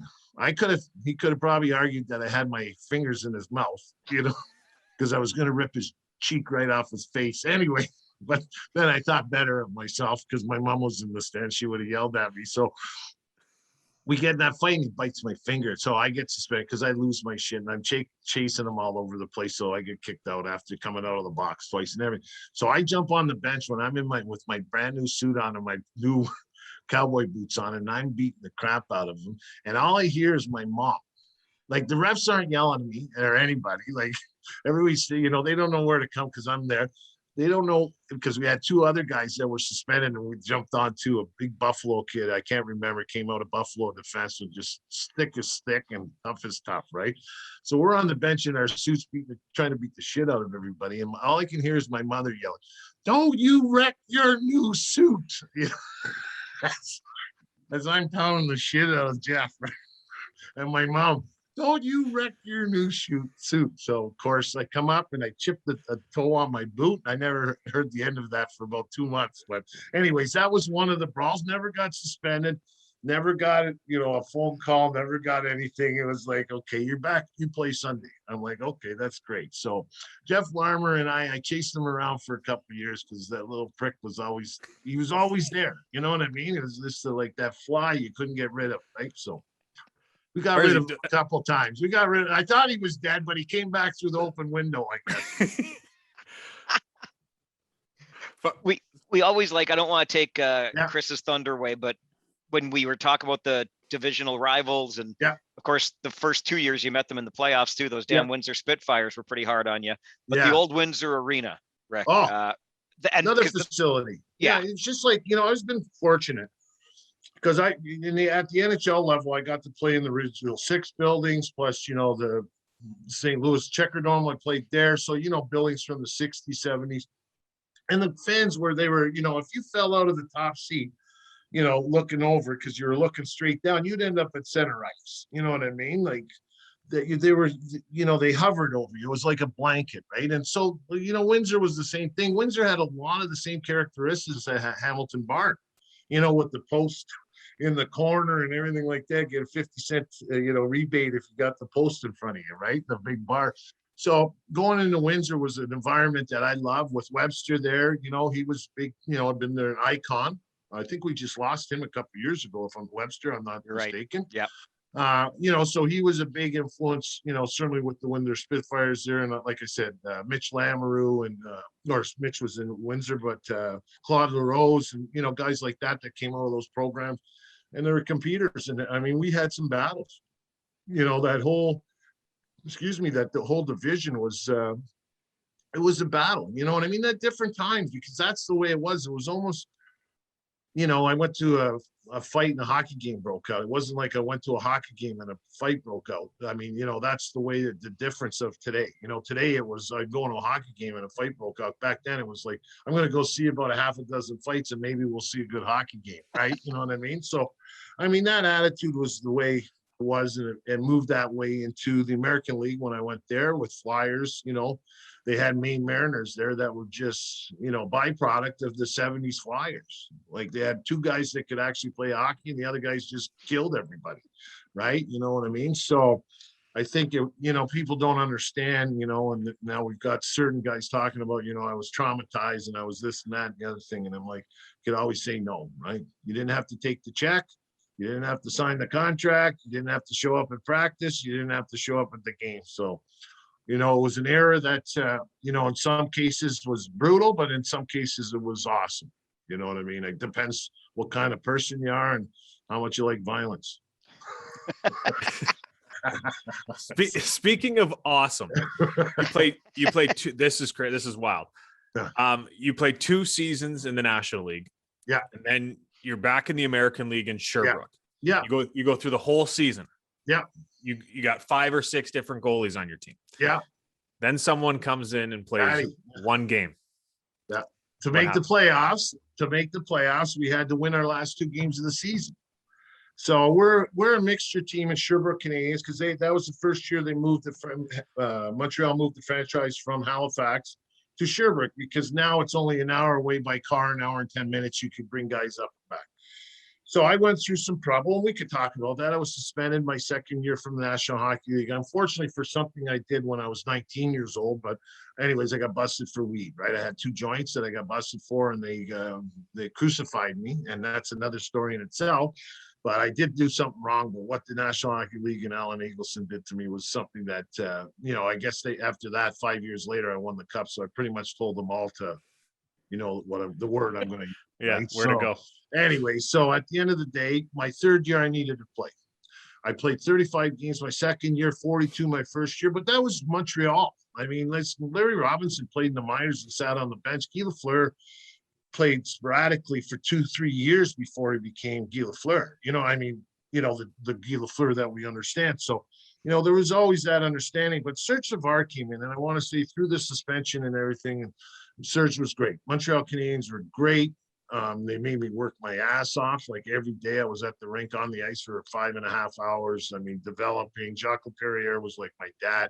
I mean, they pushed me, right? They pushed me, and I deserved it because I screwed up. But, the attitude was always, keep them involved, keep them part of the team, and tell them that even though the National Hockey League and the NHL Players Association tried to give it to you, we're going to back you up, but you have to work for us. And that was an understanding I could, that was a deal I had no trouble making, that time or any other time in my life. It was just about hard work, then I wouldn't have failed, right? At anything. So that year was tough, but then the next year, Serge pretty much came up to me and said, Ricky, you're still, because Chelios and Tom Curvers and Peter Sabota and guys like that were coming through the organization, right? So when I made them as a 20-year-old, it was because they made the deal for Rick Green and Ryan Walter for Dougie Jarvis, Brian Englund, Rick Chartre, Rod Langway, and Craig Laughlin. Craig Laughlin's done color for the Washington Capitals forever. So it was a 4-for-2, and that moved me right up the depth chart. I mean, there was a guy that Billy Kitchen that played in Ottawa, had a great junior career. Unfortunately, we lost him too early through a heart attack, but Billy was that guy, and apparently I knocked guys down the list. So again, to anybody that's listening, you never know. Go in and work hard, you know what I mean? Because they could put you at a number, but it's up to you if you want to change that number, right? So that's what I tell them. So, and don't overthink shit, just work. Right? So, right, you know what I mean? Today, it's like, if this guy turns left and I turn right, whatever. But, so, I mean, the work ethic was there, but I needed to play. So Serge and he gave me a call. He was really good about it. He said, Ricky, you're going to be 6th, 7th guy.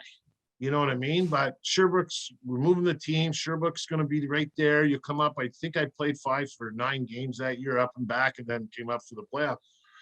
So we ended up playing in Sherbrooke. I played a ton. Again, as you can see, I scored almost 48 points, and I got another 17 or 19 in the playoffs. So I had a really good year. But it was a really good year for me mentally to know that I could play. You know what I mean? And we had this great bunch of guys because we were probably 20% was Winnipeg Jets guys, right? So unfortunately, we knew who was paying the bill, because the Montreal guys got priority, right? Because you knew that Winnipeg, was not a financially sound franchise for many years, and certainly not in 1985. So we had, such a great team. And then, John Cordick got brought, after junior. And there's John, we all heard stories and read the book, but Johnny was a really good man, very troubled, but a really good kid. Won a Memorial Cup, won a Calder Cup, and then in 86 won a Stanley Cup. So he's one of only a handful or two that have ever done that. Stefan Richer got called up from, out of his last year junior. So we had to win the last game of the season, pretty much the last 2, and we did that. And Patrick Roy was the goaltender. So we don't know anything about Patrick, because he's not Patrick then. He's just some French kid that can't speak English, right? So, and at the end of the time, Sherbrooke was pretty much dominated French. So I guess we were in the wrong area, not him. So he comes in, and this is what I was talking earlier about Maine Mariners. So I can't remember who we ended up beating Baltimore in Baltimore for the Calder Cup, but we played Maine, and Maine was like, my first game. When I was 18, I got 19, I got called in, and I played an exhibition game there. I got 3 shifts. I got in 3 fights. So I called my mom, because that's my first pro game. And she says, how'd you do? And I said, I only got 3 shifts. Well, what'd you do? Make a mistake? And I said, no, I got in 3 fights. And she says, well, that's not like you. And I said, it's not. And she says, well, what were you doing? I said, I was trying to survive. Okay. Because they were just coming at. like I did something to their baby sister. You know what I mean? Like, or I stole money out of their mother's purse because they were coming at me and coming at me. And like, she says, well, what did you do? I said, I survived. So we go into Maine with Patrick and everybody's got us, we're not a favorite by any means because we did struggle, 50-50, a lot of changeover with two organizations and everything like that. Anyway, so we go into the Maine and everybody wonders how Patrick got that, the twitch. That was he got run about 6 times, right? The first game. They like literally not even by, oh geez, I didn't see him. They were just beelining it right for him, right? So he get up, put his helmet back on if it got knocked off, or his cage and his mask. And he started that twitch and he stood on his head. Like he literally stood on his head. And, myself, Brian Screwlin had a great playoffs, Mike Lawler, Brantford Alexander, ex-Alexander there. So, we had guys that really elevated, right? And that's the whole point of the playoffs, that we had a lot of guys that elevated their game to bring us that success. And we ended up, pretty much didn't get in any real trouble during the playoffs. I think we beat Baltimore 4-2, and they were the favorites because they had a veteran team of, I don't know how many, right? We had a Claude Rose, which is an older guy, little guy, French guy, could shoot the puck like a slap shot, like you never, Claude Boivin, guys like that just really elevated their game. And Patrick stood on his head. And then the next year in '86, he won the Stanley Cup, right? You know what I mean? So it's funny, you talk about the game and you talk about good penalty killers, teams that can penalty kill. You talk about good defensive teams. And boy, does it ever get better when you got a good goaltender. I just think that's so crazy. Plays one game in the regular season, wins, takes over the starting job, runs all the way to a Calder Cup next year, wins the Stanley Cup. Buddy, and I'm telling you, Chris, it was like unbelievable. I'm watching him get run out of Maine here, and I'm thinking this guy's right back in the net. And no disrespect, but there was always softness when you talked about back in our day from the Quebec guys. You know what I mean? That's, at the end of the day. But this guy was unbelievable. We couldn't communicate with them very much, just like, certain things about guys on me and that, but for a lack of communication, we communicated very well on the ice. And his ability to play through the abuse that he did in that first round was, I think, the key in him becoming who he was, right? So, I mean, it was great. And that was the greatest thing ever, right? And I wore that cup. I wore that ring when I played in the National Hockey League because, to be honest, that was the first championship I've ever won in my life. And I played, I turned 23. I won it the day before I won the cup. But I turned 20, the day before we won the cup. And I'm thinking, I played hockey since I was 5, 6 years old. And that's the first championship I ever. So there's another lesson, and I tell kids, you're going to lose more than you win. You know what I mean? So either how do you respond to that, and what do you learn from that, right? So I think, how many championships? Everybody, you won a Stanley Cup, you won a Calder Cup. One, I said, yeah, but I've been playing for 40 years. You know what I mean? Like, we're 25 anyways. You know what I mean? And so, but it was a great experience. Great bunch of guys that went on. A lot of those guys went on to win a cup in Montreal. And there's another thing, like Serge, pretty much came up to me and. Like Serge was great. Like, I mean, for a big man that didn't say much, he was, and Jacques Perry, I can't say enough about Montreal, how they treated me. I said it was the best thing in my life. It was the hardest thing I ever did. But so that situation came up again after the Calder Cup and said, Ricky, you're going to, probably be 6, 7, maybe you might even fall down. It would have been up to me, right? But Ron Caron, that was pretty much drafted everybody that played on Sherbrooke and everybody probably for 10 or 15 years before that, with Sam, took the job in St. Louis. I don't know if you guys remember, St. Louis was going to move, right, to Saskatoon, remember? And so Harry Ernest bought the team and kept it in St. Louis, which is the guy made a ton of money for not spending any money. But, and Ron Cron took it over there, and he brought a lot of us. Doug Wickenheiser, which was the first pick overall in 1980, the year I was their second pick. Greg Kozlowski, Mark Hunter, Rick Wansley, so we had a bunch of guys that Ron had drafted that brought us to St. Louis. And we were sort of like the Vegas team there back then, where we were all low paid, all, 5th, 6th, 7th defenseman, other than Rob Ramage. I mean, he was the first overaller from London, and all guys that wanted to prove that they deserved to play in a higher position in the National Hockey League. And one game away from going to the Stanley Cup Finals. So, it was a great experience in Montreal. As I said, I can't say enough about everybody there. Certainly Jacques Laperriere, because I was there for Bob Berry, Jean Perron, and Jacques Lemaire was in there. But Serge Savard and I guess Jacques Laperriere specifically were the guys that Jacques on the ice and Serge off the ice took care of me. You just mentioned, Rick, that first championship you'd won, that Yeah. Calder Cup. I wanted to know about the next one, obviously. Yeah. What's it like winning that? What was it like winning that Stanley Cup with Calgary? It's funny, we say this because I always have to do the lead up. So I get out of Montreal, which is, very confined, restricted what I can do, and I tell jokes when I do, MC work or, team building stuff. Montreal pretty much said, the only thing we want to see go over the red line is the puck on your stick. So when you dump it in the change, it's not icing. Oh, that's funny. No, literally, that was my, this is what they told me to do. And the other thing they told me to do was my first 3 months in the league, I wasn't allowed to pass it in the middle of the ice in our own end. So even if everybody fell down in the opposite end and we're breaking out and our centerman was standing in the middle of our zone, I would not be allowed to pass him the puck. So I say to Jacques Laperriere, I say, well, what if the guy, because they want me to rim it. And I don't know if you remember back in those days, every young defenseman in Montreal, we weren't allowed to pass it through the middle. And I got another story about why we're not allowed to pass it through the middle. But anyways, so I'm rimming it. And these guys, Mario Tremblay, they're all veterans, right? Because I'm the only rookie, right? Like Guy Carbonneau came up, but he was up and down the year before playing in Nova Scotia. So technically he was a rookie, but they knew who he was and he was French. So I was the English kid, right? No one knew well. So rimming him. And I'm like talking to Jacques, what if I can, rim the puck? I said, but what if you rim the puck? And I said, and he goes and bangs on the glass and he says, what did I tell you? Off the window. And I'm like, the window? What's the window? And he's saying the window of the glass, right?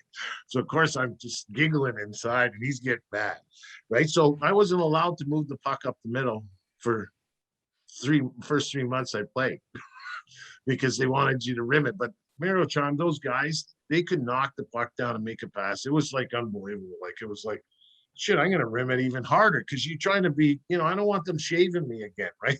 I want to try to put it on their stick as much as they can. And they're like, oh, rim it. And I'm thinking, they're not going to like that, right? Those bastards. So anyways, that was, Montreal keep you out of trouble, right? How to insulate you and stuff like that. So I go to St. Louis and Barclay Plager, another Hall of Fame defenseman is there. So two different styles. Jacques Laperriere was very good with his stick, was shadowing the puck, poke check, sweep check, blocking shots, all those things that he taught me that I carried on to Mike. Barclay Plager was a smaller man, tough as nail, but he was a positional type of guy. So he would say, get to your spots early so you don't have to work harder, longer, you know what I mean? Get there early. So he taught me about that stuff. So I get into the month at St. Louis and Mario Lemieux came into the league, right? So it's my 85, 86 season.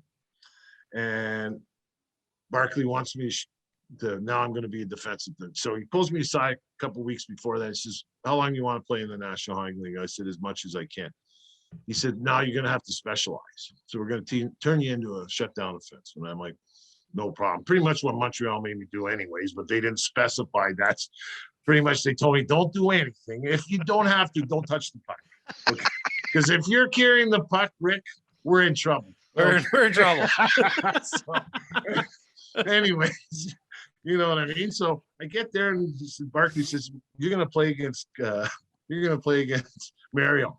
I got this. He says, but don't move it through the middle. I'm like, Bart, chill out. But I got this, okay? Everything's under control. Like I'm 20. What am I at the time? Just under 23. I'm not 23 yet. So I'm like, I got everything under control. I'm a veteran, but don't bug me.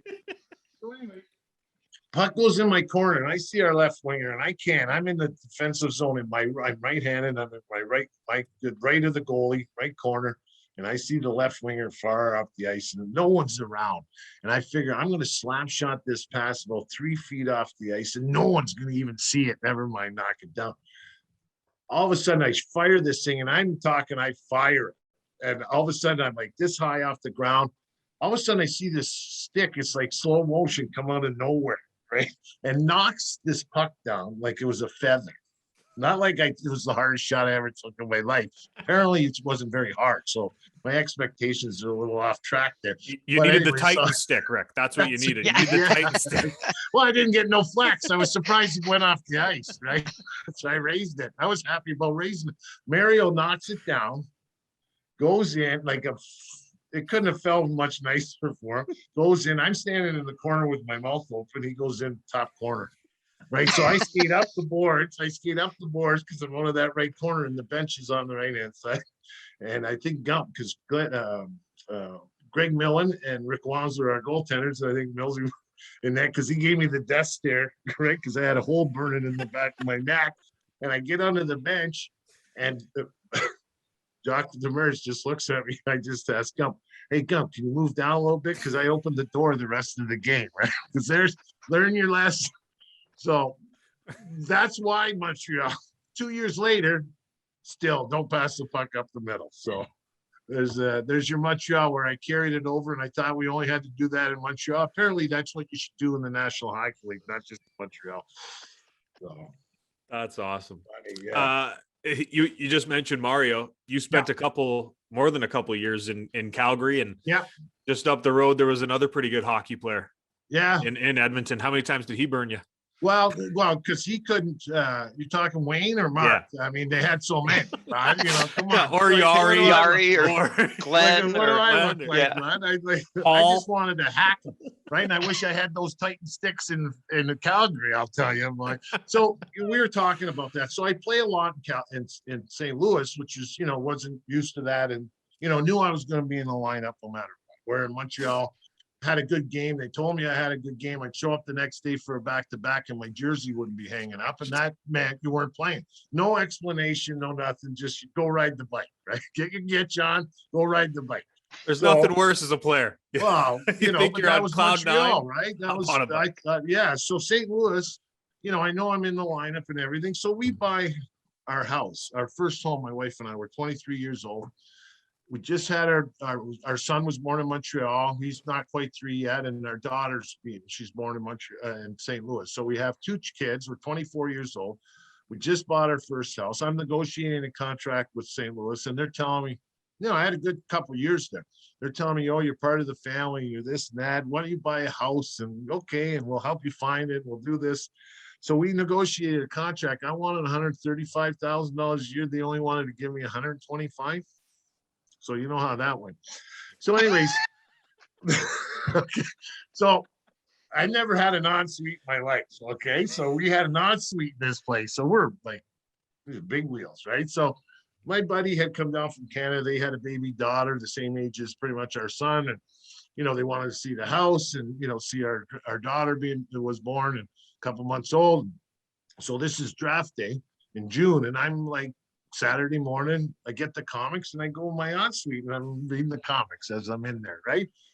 And I hear the phone ring and my wife's like, Rick, the phone. And I said, well, tell him I'll call him back. I'm in the washroom. She says, Rick, the phone. And I'm like, no, I can't say on your show what I said, but tell him I'll call him back. I'm having a dump. Right? Finally, my buddy knocks on the door and said, Rick, it's your boss. And I look. I think to myself, oh, shit, it's draft day, right? I give it a quick wipe and I don't even pull my pants up. I go to the phone because I know what's coming, Chris. I know what's coming. And it's Mr. Cron, Rick, because he had that voice, the prof they call Rick. We just made a deal and you're going to Calgary. We got a third and a fourth rounder plus 150 grand because there was about money for St. Louis all the time there, right? With Harry Ernest, he didn't spend any money. So I just carried my because I didn't even put my comics on it, right? The Saturday morning comics. I went back and on the shitter there, and the wife's like, what are we doing? I said, start packing. We're going back to Canada. We just spent 2 years trying to liquidate ourselves out of Canada so we could pay less tax. You know how that went 7 years later. Not very good. So I think to myself, you know what? It's going to be like Montreal for me. I'm going to have to work every day. Not that I didn't work every day, but I'm going to have to work every day to be in the lineup. And is that something I really want? And is something I really want is to win a Stanley Cup. And Calgary, we took them in 86. We took them to game 7 of the Campbell Conference Final, and myself, Dougie Gilmore, Mark Hunter, Wammer, Rob Ramage, guys like that. So, we lost that game 2-1 anyways.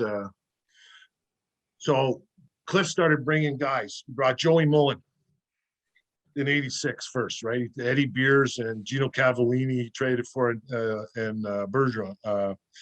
Another defenseman. Anyway, so Joey goes that year. The next year, summer, I get traded, right? So got a house, the market crashes. The first home ever, 87, the market crashed, right? I can't rent it out because I tried to rent it to Tony McKechnie and sell it, and the community didn't want Tony McKechnie living in that community. Come on. Swear to God. Swear to God. Jeez. Yeah. Back in 87. 87. Yeah. So That's that was like an eye opener. I mean, living in the States was an eye opener, certainly during that time in regards to racism and, inner city and all that kind of stuff. Coming from Canada, you don't see that stuff, right? So that was an experience. Unfortunately, we got traded, and I went to Calgary, and they paid me even more. Cliff did, right? He gave me 160, and didn't even negotiate it. Like, Jesus Christ. So Billy Waters thought he was a genius, right? So I get to Calgary, and the first year's good, but I know they're building, right? And I know you got Al McGinnis, you got Rammer came there, you've got Gary Suter, you know what I mean? Brad McCrimmon just, they signed Crimmer, God rest his soul. So this is another scenario, not so much the 5 Hall of Famers in Montreal, but this is another scenario that, I've got to find my role. What's my role? So penalty killing and some shutdown work, right? But to fight to be in the lineup. And unfortunately, I had started having some knee problems with my left knee. So get going, get hurt, miss 20 games, whatever it was. The first time I only missed 8 days, and then it was 21 days, and it was 40 days, and then it was 60 days. Then it was like, you know what I mean? I can't even keep track. So Calgary was a challenge, but I knew it was going to give me the best opportunity to win a Stanley Cup. Because I could have probably left after my first year, and Cliff would have obliged me. He's another good man, I feel, in a game of hockey, honest anyways. He would have obliged me, but I knew this was an opportunity that I had to wait my turn and work hard and be ready when the opportunity came, because I wanted to win a Stanley Cup. So does that mean I have to sacrifice, knowing that I'm going to be in the lineup every day, or knowing I'm going to play 18 minutes a game, or that kind of stuff. So I made a conscious decision that I wanted to win a Stanley Cup. And I think, it was the best decision I ever made at trying at times. So because especially the Stanley Cup year, I was playing quite a bit, and then I blew my knee out. And that's where I said I ended up missing about 30 something games because of not only the rehab, but because we were winning so much. We only lost 18 games that year, right? There's no, shootouts and all that stuff. So we were 54, 18 and 9 or something like that. So pretty good, 117 points, not a bad team. So, I'm getting a little angry. And the guys, and I'm a good dressing room guy, I have a lot of fun, right? I can argue with 4 or 5 guys at once, because not most of those forwards aren't smart enough to argue, right? You know what I mean? All they got to do is hang on to the boards, and they know where they are, right? You know what I mean? So I always bug them. You don't have to be that smart to be a winger, right? You know what I mean? You know what I mean? So we used to get in some arguments. We used to get in some arguments, as you can imagine. I loved it. And, so the guys were always, and it was, just around Christmas time and that, and we had, we'd always have Christmas parties, and the guys made me a gift, and they wrote a poem for me about Crispy and about how things are going. So coming into the new year, and I'm like, hadn't played for quite a while, and I was injured for 80% and 85% of that time, but we were winning, and I get that, but you still get anxious. So they're bugging me. You got to go see Cliff Fletcher. You got to, because he's president and GM. And I'm like, we're having a couple of beers. So of course, as you have a couple more beers, I'm going to give him a piece of my mind, and I'm going to tell him how it is. Guys, I probably won't see you after tomorrow, but because I'm going to give it to him. I'm going to rip him a new asshole. So Cliff says, sure enough, why don't you meet me at 8:00 in the morning at the rink? So I wake up, of course, like at 6:30, because I live about half an hour away in the city. And of course, the first thing that comes to my mind, why did I set up this meeting, right? Now I'm freaking, right? I don't want to go. I don't want, Mom, Colin's sick. Somebody called the wife. call Cliff and tell him I'm sick. I can't make it, right? No, you got to go. So I show up.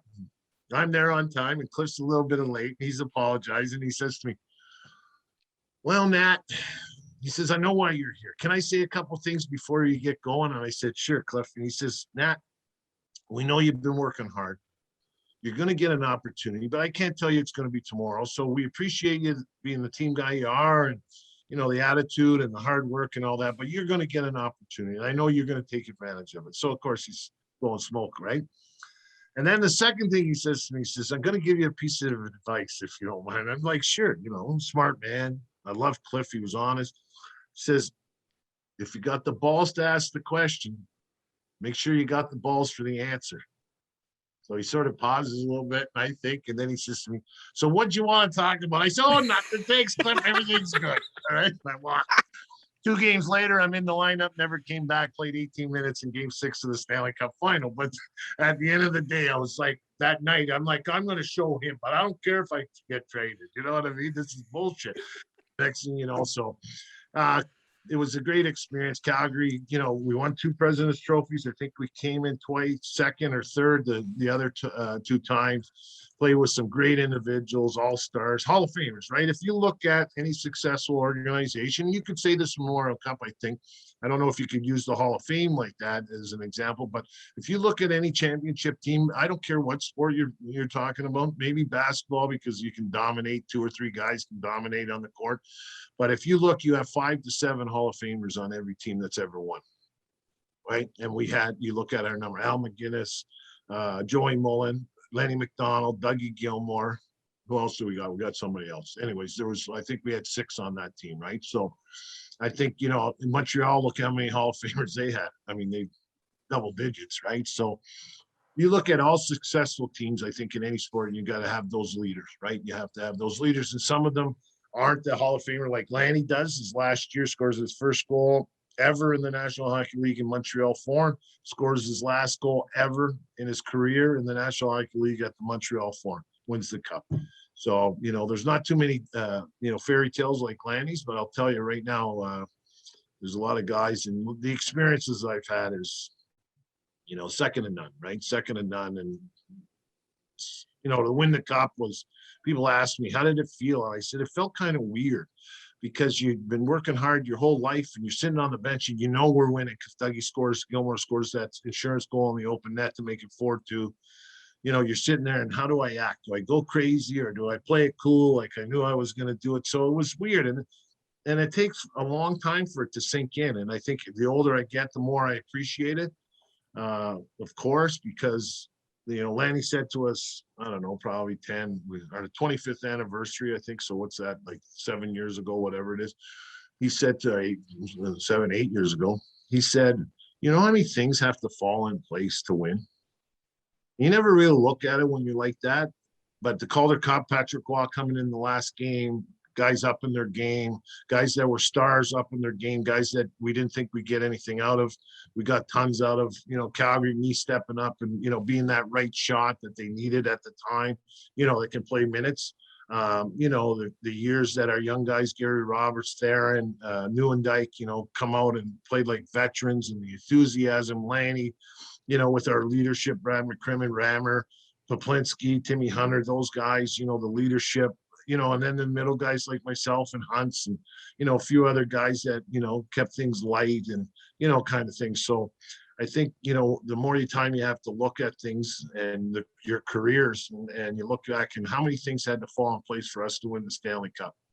You know what I mean? That bounce here, Joel Otto kicking it in overtime in game 7 after we dominated, Vancouver by 42 points in the regular season. We beat them, and we had our rear ends were puckered up because if Vernie doesn't make that Stan Smeal save or the Tony Tanny save, we're not talking today, because I'm just a guy that didn't do anything, right?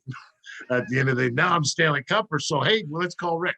You know what I mean? But hey, listen, people say, do you wear that all the time? And I said, only the places I don't get invited, because I know I'll get in if I have the ring on. Right? There you go.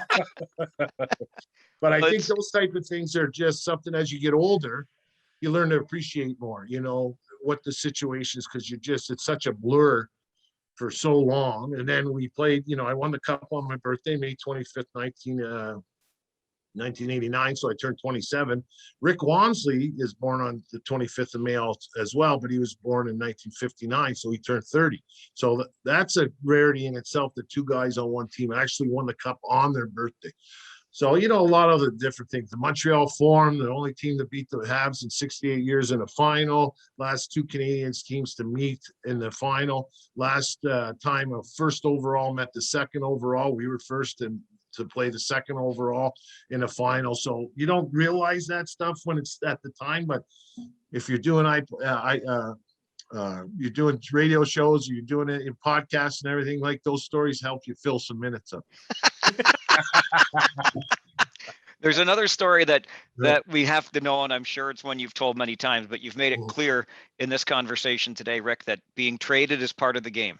You were a part of the couple. trade. Yeah, I would left as a free agent. This is what's funny though, Mike, is you played for 5 teams. I'm like, well, I played for technically 3 teams for almost 11 years, and then I would move, from Calgary to Toronto to Philly within not even 6 months, right? 4 months. So, getting traded, Montreal was, getting sent down, right? And that kind of stuff is when you're young and you come from where I guess I could say I was an established OHL player, right? Couple all-star teams and captain of my team and all that kind of stuff. And being fortunate enough to stay in that organization for 3 years during junior seems to be quite the achievement in today's game as well, right? The movement that goes on. So, getting moved is, and it's funny because I got sent down to Montreal for conditioning my first year. And, I hadn't played in like 4 weeks, right? And getting bagged every day. And it's hard to show up as a 20-year-old and just coming from being an all-star to being a pimple on somebody's ass. You know what I mean? Regards to getting in the way or, the older guys got their stuff. Because you got to understand, like, the closest guys to me were 25 years old. You know what I mean? 26 years old and, in that range, right? So they already had families and everything. So Jackie and I were sort of on our own. And, I get pulled aside by Bob Gainey to go for dinner, or Chris Nyland and a couple other guys, and certainly go for beers, right? You didn't have to invite me for that. But so, getting sent down was tough. And I was down there and John Brophy, a lot of guys, slap shot. I mean, they made the movie about him. And everybody's really? And I'm like, really? Okay. A lot of guys, very tough, very vocal, as we all know, right? If you're a hockey guy, everybody knows the story of Brophy. But he liked me. And it's just a funny story. When I got sent down during these 9 games, I was moping a little bit, of course. You know what I mean? Even though I wasn't playing, you get sent down. It's like I got to tell my mom and all my buddies and all the people that say they're my friends are, well, how come you're not on the power play? And how come you're not killing penalties?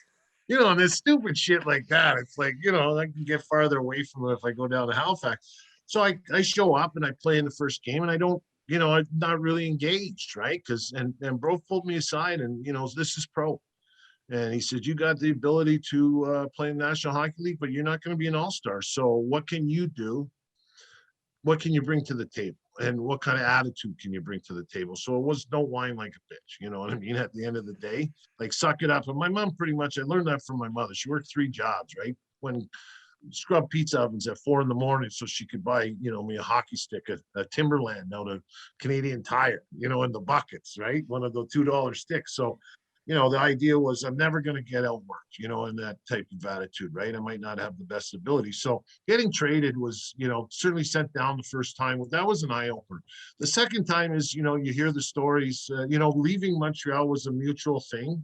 It's funny. It's the worst kept secret because a buddy of mine calls me up and says, because you didn't have the internet, so we had the hockey news. So you get the hockey news and you look at the lineups for training camps. And my buddy's looking and he doesn't see me in Montreal, and I don't know any of this.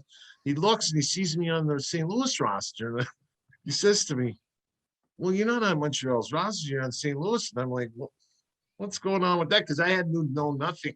I had nothing what was going on. The hockey news knew it before you knew it. Yeah. So Serge, this comes out and Serge calls me, "Hey, Rick," I come to training camp. He didn't call.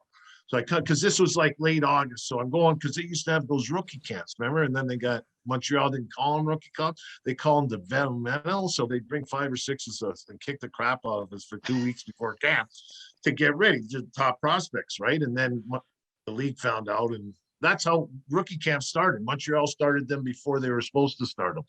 So we show up and Serge pulls me aside. He says, I guess you heard about the hockey news. And I'm like, well, I just thought it was a misprint. He said, no, we traded you with Mark Hunter, like part of that deal, because it was Mark was separate and then I was in that same day, but they can't protect you.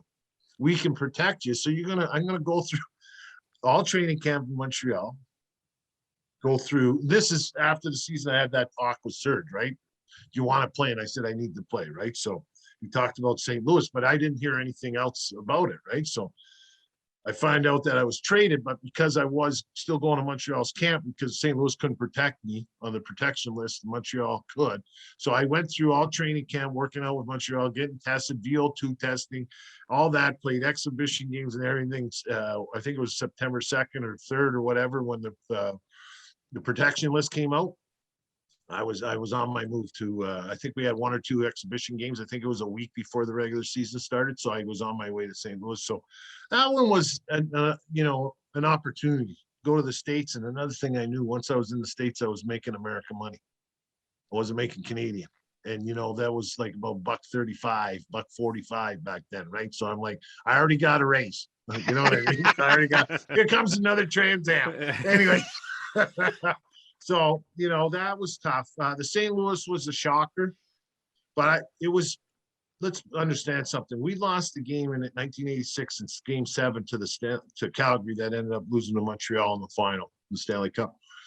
They canceled our charter from St. Louis. We had to find our own way home from St. Louis to get back to St. Louis from Calgary. Come on. We couldn't get sticks. We couldn't get tape. There was no sports store, so it's not like Missouri. You can stop and go grab your own tape, right? So, those little rolls that now you throw away because we got too much tape, we were taking those home, pro hockey players, because we couldn't go out and buy our own tape. So it was very live pizza parties. I mean, if we didn't have Anheuser-Busch as a sponsor, we'd have to buy our own beer. You know what I mean? So at the end of the day, hearing us own the team and saved it from St. Louis, but also made about $10 million in 3 years and never paid a bill. So we had bonus checks bounced. We didn't get reimbursed from our flight from Calgary till the following November, until they had gate receipts to pay us back. So that was the NHL at that time. And then you go to a team like Calgary, that first class everything, their advanced training and conditioning was head and shoulders above everybody else. We rode the bikes after the games. We're talking in 87, 88. You saw Alfredson all the time in Ottawa. Remember, they'd interview him and he'd be on the bike. Well, we were doing that 20-something years ago, 30 years ago, circuit training after games, so we could have a full day off of rest and all that kind of stuff. So, Calgary, you can go from one extreme. Montreal was a great organization as well. On the one hand, they did everything. I don't know if it was scientific, but they did it. Hey, if you blow your tricep out at 400 push-ups, then we're only going to make you do 350 next time. Okay. That was their attitude. Everything was max and guys were getting hurt. Where Calgary, St. Louis, we had, if you could run 2 miles in under 12 minutes and under, you were okay. You made the team, right? You know what I mean? Calgary, you tested VO2, the water testing. I mean, so why did success and lack of success, right? So it all came down back then. Montreal, the way they developed, the way they didn't bring young talent up early, all that. And it's funny. I've had people, when I had my radio show in Toronto, ask me about that kind of stuff. And what's the difference with what's happening with the Habs? We're talking 4 or 5 years ago, right? What's happening with the Habs and what's happening when Shanahan came in 8, 9 years ago, I guess it is now, and what they were doing. I said they flipped the script. Toronto in the 80s, in my personal opinion, killed, I don't know how many young defensemen, bringing them up too early, overestimating their abilities, and putting them in situations that they might have success early, but once the men that they're playing against figure out your deficiencies, they're going to take advantage of those deficiencies. And when you're young, you lose confidence, right? Or you can get hurt, which we saw many of the young Toronto Maple Leaf defensemen, that probably could have been way better players, but got capped off because they were thrown in the situation. Where in Montreal, you're going to spend a couple of years in the minors. Even if you're up here in Montreal, we're going to kick the crap out of you. You're going to sit on the bench. You're going to be in one game. You're going to play great. Then we're going to sit you out the next game to see what kind of mental, what kind of attitude you'll have coming to the rink the next day. So, you deal with certain things. And I was lucky enough to deal with organizations, great organizations. Even Toronto, Cliff was turning that around when we got to Toronto. I mean, fortunately, I didn't stick around for 93, but you see how they're run, and you see organizations that struggle, and that could be junior, that could be, I don't care, junior B. I ran my junior B program here in Stony Creek like a major junior program, right? In regards to the dedication and what you got to do, and we had success. So I believe it. I've lived it, and I was fortunate enough to place for some organizations that were really good in all regards, and then some organizations that we had great teams. Like the St. Louis Blues, we were that ragtag group that stuck together, and it was a great environment, and we had a lot of success. So I can't complain about too much, you know what I mean? And at the end of the day, my kids were born on both sides. My wife traveled with me. We got to see the world, and all from coming from Brantford, all come around again. And that all happened in Brantford because I got an opportunity to play through mistakes and show what I could do. And if I went to Peterborough, like my buddy did, would I have played in the National Hockey League? Who knows, right? So, See, it's not all bad in Brantford. no, Yeah, no, Brantford too was late to great. make up for it. Too late Yeah, to make up for it. You're Yeah, way screwed. to go, Chris. I think, you already got death threats coming, so it's all good. Whatever. Wouldn't be the And first they're time. phoning you with them, not texting you. Exactly. Rick, this has been unbelievable. We So kept much you fun. for an hour and a half. Yeah. Farsi's going to kill me, but I always have one last question. Okay, sure. My grandfather who passed away. Oh, bastard. I'm sorry about that, but you That's all right. compare me to your grandfather. No, right? Because you passed heard away. the saying, right? I heard him say it. No, Rick, that's what he First said. it was, He just called first you it old. was Yeah. Mr. Nattress. I Yeah. thought you were a good player. Then it was Mr. Nattress. My dad thought you were a good player. Now I'm not Mr. Nattress. My grandfather thought you were a good player. And by the Okay? way, Brantford sucks. Yeah. Go ahead, No, Chris. Sorry. my grandfather Yes. was a massive Habs fan, and Okay. he passed away 3 or 4 years ago. So Yeah. he'd roll over in his grave if I spoke to somebody who played with Guy Lafleur without Oh. asking about Guy Lafleur. Do you have a good Guy Yeah, Lafleur well, I'll story? tell you. You know what? I sat beside Larry Robinson in the dressing room, like right beside him, right? I'm sitting like this. Larry's to my right.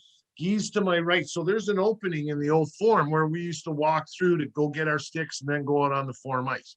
So Larry had the one spot like on the first line of benches, and Guy had the other one going down this opposite wall. And Bob Guy's right across from me. I got Steve Shutt right across from me. So, and I'm reading. We passed the torch, and I think, what am I doing here? Because I don't know if it was all, and I'm not trying to be sentimental or anything about that. You're a step behind, but you're a good kid, but and I friggin' hate that shit, right? So I don't know, I had that attitude, it's just a matter of time. Because I'll tell you a true story. So I'm there for 3 months, pretty much 2.5 months, and they're telling me, Rick, you got to get a place. You got to get a place. And I'm thinking they're joking, right? Because they're going to send me down. I'm playing in the National Hockey League sitting beside Larry Robinson, right? You know what I mean? Like, this has got to be a dream, right? Or someone's playing a bad joke on me, right? So a good joke, but it's going to turn into a bad one when they tell me, we were just joking. So I always had that attitude. And I think, I don't know, maybe, the way I grew up and all that kind of stuff. Anyways, the point is, they finally said to me, if you don't have a place by next Friday, we will send you down. You know what I mean? But it took like 2.5. They asked me like 3 or 4 times. Yeah. Because we stayed around the corner at the Manoir Lemoyne. So I had a little kitchenette. The bedroom was off to the side. You had a little, like it was a bachelor 1-bedroom apartment. I'm like, restaurant right on the corner. Like, life is good, bud. A dry cleaners, which I didn't know you shouldn't take your laundry there because it cost me a shitload. But anyways, so Guy Lafleur, going back to Guy Lafleur. And, you come in, there were some guys, let's be honest, Shuddy and Mario Trombley were kind of hard on me. Guys like Larry and Bob Gainey were, very nice. Flower was, Flower. So I didn't spend a lot of time bugging Flower. But, we talked and, he certainly, when Jackie and I got married, my wife got married in Montreal. And Flower got us the bridal suite at the Hotel Chateau Champlain. Plus a champagne of Mott's that was like 40 bottles in one bottle, and he just throw me stuff. Here, kid, you take this. I don't need it. So we're and I can't tell you the whole story because I don't like to do this, but it was an eye opener for Guy Lafleur. So I get to LA, my first trip to LA, and I'm excited, and and Bob's making sure that he rents a car and takes a sightseeing, so I don't just look at a dark bar.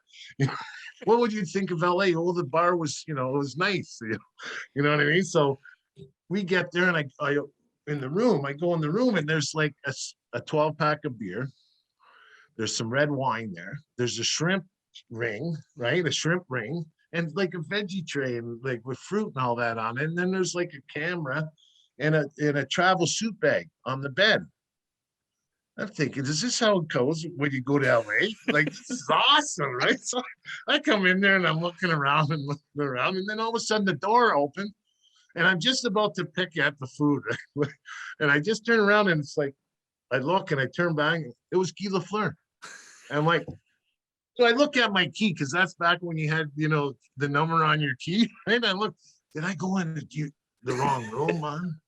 Like, these guys, they're going to kill me, right? Because we were in LA for 4 days. And I'm thinking, they're going to kill me down here because they hadn't initiated us yet, right? And I'm like, well, this is it. Flower's getting it. And I go to leave. I start apologizing. I said, I'm sorry, Flower. I said, I didn't realize this wasn't my room. And he says, no, this is your room. We're roommates. I'm thinking, what the frig is, I'm rooming with Guy Lafleur in LA. So my first lesson, it was quite so we get there, and Bob Berry was the coach, and things hadn't been going well. I think we hadn't won outright in regulation in 5 games, but we were 3-1-1 or something like that. You know what I mean? 1 loss and 1 tie, right? 3 wins, 1, yeah. Anyway, so everybody's pissed, and we were supposed to get there like that morning and then have a day and a half off, and then 2 days of practice, and then play on the Saturday against the King, the Triple Crown line. I got to play against I got to watch those guys very close up, right? So the guys are pissed, and I'm not going to name names here, but we had one older veteran that was really pissed. So we're taking the milk run. So it's from Minnesota, we go to Colorado, we go to Dallas, it takes us 14 hours to get to LA. By the time we get there, a couple of guys, there was supposed to be no drinking and no smoking on the plane, because the back 4 seats, the rows, you could smoke. You know what I mean? That was the smoking area, because everybody above that were non-smokers, right? So, and we're on a plane, and you got 4 rows of smokers. That was pretty interesting at the time, too.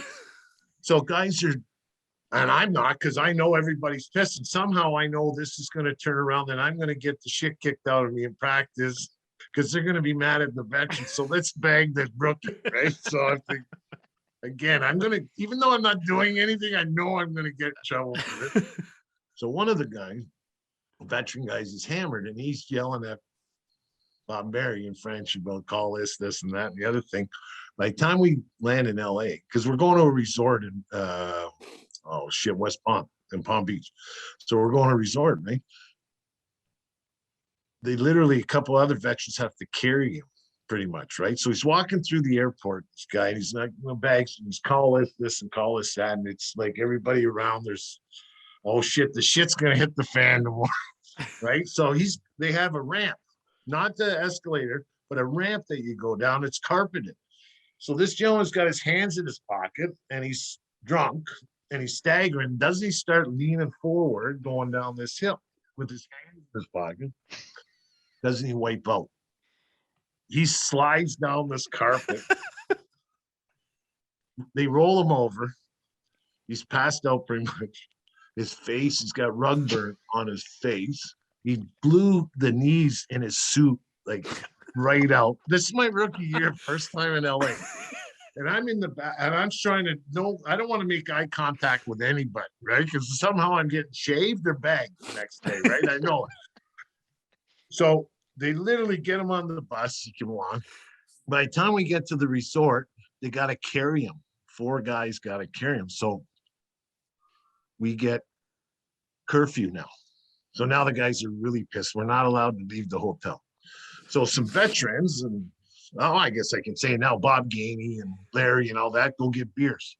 And they put it in the bathtub, right, in the rink. And so we're staying in the hotel, but we're pounding beers and everything. So Flowers, a couple beers, and then he's in the lobby. So he's having the waitress. There's no drinking in the hotel bar, right? So there's a waitress that he's got coming out of the bar to bring him drinks in the lobby, right? So shit's hitting the fan all over the place. So I figured I'm going to my room. I'm going to my room and I'm going to go to bed, right? Because somehow tomorrow is not going to be a good day for any of us. It is your fault. Oh my God. So anyways, Flower shows up and he's tipsy and he's speaking half French and half English to me. And I know he's mad, but he's not mad at me, right? And here's the camera, here's the soup bag, eat all the shrimp or the fruit and all that kind of stuff. So I thought LA was great, other than the next day we got bagged for 3 hours with no pucks. 3 hours. I'm not exaggerating. And we wrecked the ice so bad they almost wanted to fine us, right? Because we were digging up chunks of ice there. So, and there wasn't a lot of ice rinks to be had. We're not talking at the Staple or what was it called? Their Great Western Forum or whatever it was called back then. Yeah. But we're not talking there. We were at their practice facility, which is a local figure skating club, right? And we just chunks of ice coming out of the thing. So that was my first experience with LA. And Guy Lafleur was the nicest guy. He treated me with respect, as I treated him, because he was Guy Lafleur, you know what I mean? And he was a good man. Larry Robinson was awesome. Like I said, my whole experience in Montreal was probably the best thing that ever happened to me, because I needed discipline too. I was a little get sidetracked a little bit, if we'll say it a nice way, you know what I mean? So I needed to bring it back. I need that rope around my neck, because I broke away a couple of times, right? Came back all dirty and everything like that. And they washed me off and then put it a little tighter the next time. So best thing that ever happened to me, Guy Lafleur and Larry Robinson, Bob Gainey. We had a wedding reception at Bob's house. The guys chipped in, it was, the toughest thing I ever did, but the best experience I ever had, and the most hockey knowledge I was ever imparted to that I've ever experienced in my life. So Guy Lafleur was awesome, still is today. Hey, Ricky, how's it going? Nats, you know what I mean? So I call those guys, and it's funny, and I'll leave you at this, because I'm a hockey guy. I loved the game. I watched it. When I was doing radio, TV, and all that for hockey, they were like, Rick, do you want it? We'll pay you. And I'm like, well, I'm watching the games anyways. I might as well get paid for it, right? So, I've been very fortunate in the sense that, the game it's just been really good to me, and I've got a lot of friends from it. And just one last note. So I got to go to Bobby Orr's hockey school when I was 10. As I said, that's how we met Billy Waters, and the rest is history. So I've done some stuff with, I don't want to say for Bobby, I guess for Bobby over the years, and he'd call me every once in a while, right? And my wife said, you never answer when Bobby calls you. And she says, why? And I said, well, he leaves me a message. And she says, well, what's so great about the message? And I said, it's not really great. It's short. It says, hey, Ricky, it's Bobby. Give me a call. And that's it. He'd hang out and I'd hold it. But I'm 50. I think the last time he called me, I was 58, right? 57, 58, about a year or so ago. And I'd show my friends, and I'd point, and I'd look at that. Bobby Check that out. knows my name, and he knows my name. So life couldn't get any better. Like I said, I've been lucky enough to have a woman that loved hockey, that learned to love it through my mother, because they lived, my girlfriend at the time lived with my mom for a couple of years before we lived together. And she loves the game of hockey. My kids are, my son played some minor pro. My daughter's never played, but she loves the game. And we became a hockey family. And I've been very fortunate to have gentlemen that I idolized growing up, playing road hockey and using their name, to them calling me and knowing my name and considering me a friend. So it's been, I've been very lucky, guys. Oprah, you just got a new bar that was set for the last story you get on any future podcast. I mean, face that's hurts. It's so good. Hurts. So good. Thank you. Thank Okay, you, guys. Rick. My It's been a pleasure, blast. guys. Anytime.